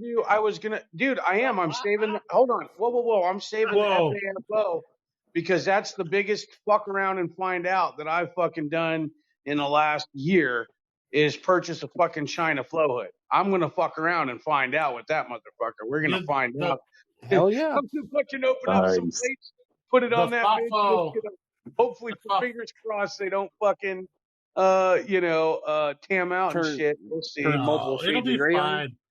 But no, I was pricing out the DIY Feral Tech flow hood, and with where the price is at for the fucking the floor fan and shit, I was like, man, and I was gonna do it with wood, and I already talked to my buddy who's got a woodwork shop in his garage. I was gonna do the whole nine. I was gonna stain shit, seal it, make it look all fucking clutch. Maybe do some etching into it or whatever, or wood burning into it, the logo or whatever. But I was just like, it's a whole fuckload of work, and like, I've been having. Dude, my success rate with bags is hit or miss, and I can't really do bags I can't do them in my still air box because I end up fucking small hitting the top. Yeah, I don't have the vertical room for it. I've done well with where I've like cut the bags like 4 inches above the filter patch, and it's still fucking wonky. So you should have just made one with PVC, which is like a tarp. And then it can be as tall as you fucking want. As long as your shit is down low, you just clean it. Did I show you guys my new still air box I built, by the way? Your sandblast unit? The one that everybody thinks it's a wooden still buy box. No, it looks fucking sweet as fuck. Yeah, dude, that thing is fucking awesome. It's fucking nicely steamed. But Shiny, we're gonna have a birthday fucking party for your goddamn shit. Like, dude, let's do it. I'll fucking, dude, I'll do a fucking, I'll do an. I'm sending you some slaps right now. Oh, dude, I got. Yes, send some more. I got the 3 for the FAFOCult, the really cool fucking Darth Maul, fucking Emperor, fucking dude. Not for nothing. Yeah, that should be fair. Be the logo, because that looks like a fucking cult leader if I've ever seen it. Yeah, that's the logo. What's up with that shit? Jim Jones, man. I don't even have that one. What the fuck? What's going on here? Hey, you get your sticker? Ridiculousness. No. There better not be stickers I don't have. Hold on. I'm gonna be and it's shiny trim. He's talking about the sticker too. He's talking about the Why get further away from your microphone? What are you doing? Where are you going? Oh, man. He's talking about the FAFO sticker. It's got the Chaluthu fucking. Oh, it looks like he's got a halo over its head. It's got that one. I got the one with the fucking. It's got like the red cape on and the fucking really cool cap, and it's like all Darth Maul and the Emperor had a baby. Death Cap. That's the one for people that survived the interviews with us. Yeah, that thing's fucking gnarly. I haven't done an interview, so I guess I'm gonna have to. You don't get shit, dude. You don't get shit. I already got it. Death Cap it's my balls, and my balls are super clean with the feral soap. Just so you know. Yeah, you've already told us about your balls like 3 times. It's getting kind of obscene now. The Death Cap, the Death Cap FAFO one is the official FAFO. So, cool. That's gonna go on the fucking. It is. It's badass though. Wait, you got one of my? You have one of my stickers? Who? My face sticker. Yeah, you sent me one a long time ago, and it's on my spore print box because it's got the spiral of spore prints around the Guy Fawkes face. Nice. I put that one. I put the Death Cap one that he's talking about in the FAFO pregame, so that you could see it. Yeah, that one needs to go to a different episode. Yeah, but no, seriously, Deadpool, when you send out that package to me, put a new one of those faces of the Guy Fawkes mask in there. I just put it on your slip. You put it on my slit, you dirty fucking rascal, you. You know how I am. Don't worry, I licked it first. It was pre-wetted. Yeah. Now it's moist. You guys. All right, gentlemen. Oh, 2.5 hours. So nobody's going to complain. I don't give a shit. I can talk shit all day long. This has been a really fun podcast, guys. It really has been. So, all right. Who has something positive to say? Let's, as usual, start with Deadpool. Oh, something positive. Do we want to be a smartass today? No. How about this? If you think you're too small to make a difference, try sleeping with a midget. Excellent, dude. That's what? Undeniable. That's based. That's good shit. See, that was even motivational. I tried. I pulled that one from deep down. Of course, but kind of shallow. She can't really get that deep. Well, that's me. All right, Michael Nutty, what do you got? Oh shit! For tonight, I guess I'd just say everything's temporary. You never know what's coming next. You gotta look on the bright side. Beautiful. I want it with the accent, dude. Say that again with the accent. Yeah. Wait, there.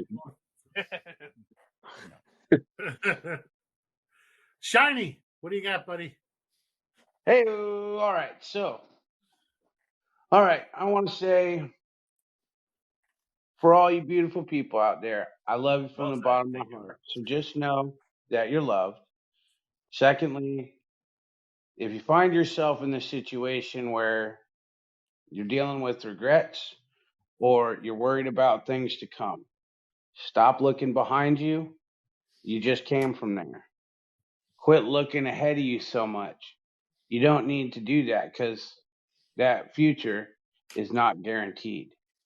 Stop moving and look down. Where are you? Then look up. You are right now. Focus on that, because that's what you're guaranteed. The future's not guaranteed, and the past already been. Much lovin's. Shiny out. What the fuck was that? I got dizzy. How long have you been working on that? I tried it. I got dizzy. No. That was totally out of my ass, because I was literally going to read the 4 agreements. And then I was like, no, I don't want to. But then you're like, you know what? Trim might have downloaded that already. We don't know. I didn't want to pull it through him. I was like, no, I'll just fucking. Anyway, love y'all, peoples. Be good to yourselves. And look at where you're at, because that's where you are. And make moves if you need to. Remember. All right, Trim. What do you got, buddy? Well, since I'm guilty of looking them up, I'm going to have to make one up out of my ass tonight. Let's boot this fucker. Let's see. How about this? It's going to go right along with Miko's. Life is what happens while you're making other plans. So make sure you enjoy what you have today. Fuck yeah. Fuck yeah. That was sexy. That was. I might actually fuck that quote. With or without. That's a good one. That one needs to be on a shirt too. Jesus. So coming from me is that we're all just specks of DNA and proteins floating through space. Like, there's no difference between you and your neighbor. They might be an NPC. You don't fucking know until you talk to them. But everybody has a story.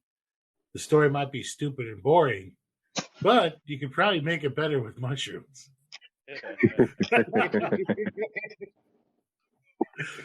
As always, we love our listeners. We absolutely freaking love you. We cherish you. We appreciate you. And we love when you interact with us, whether it is on our Discord, through our email, the FAFOcult at gmail.com, whether you buy something from us at our FAFOcult at Etsy.com. It's all cash, by the way. That's why I can't find it. Whether you send us money for our pure and unadulterated debauchery through our Cash App, which is $FAFOCult, Sniffity or sniff, you sniff. send us money on our Venmo, which is at FAFOCult. If you are looking for, if you're looking for high quality grains and you don't want to do it yourself, or you're looking for high quality substrate and don't want to do it yourself, you can always hit up Deadpool on our Discord, and he will hook you up.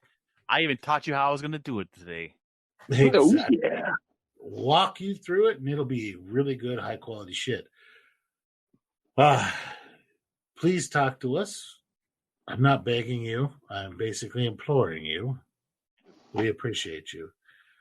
And as always, give me a few minutes, and this will be live. And come and see us in the Discord. The Discord is going to be FAFOCult. It is one word. And the link to our Discord will be included in the show notes. Thank you, guys. We appreciate you. And good night. Much love, everybody.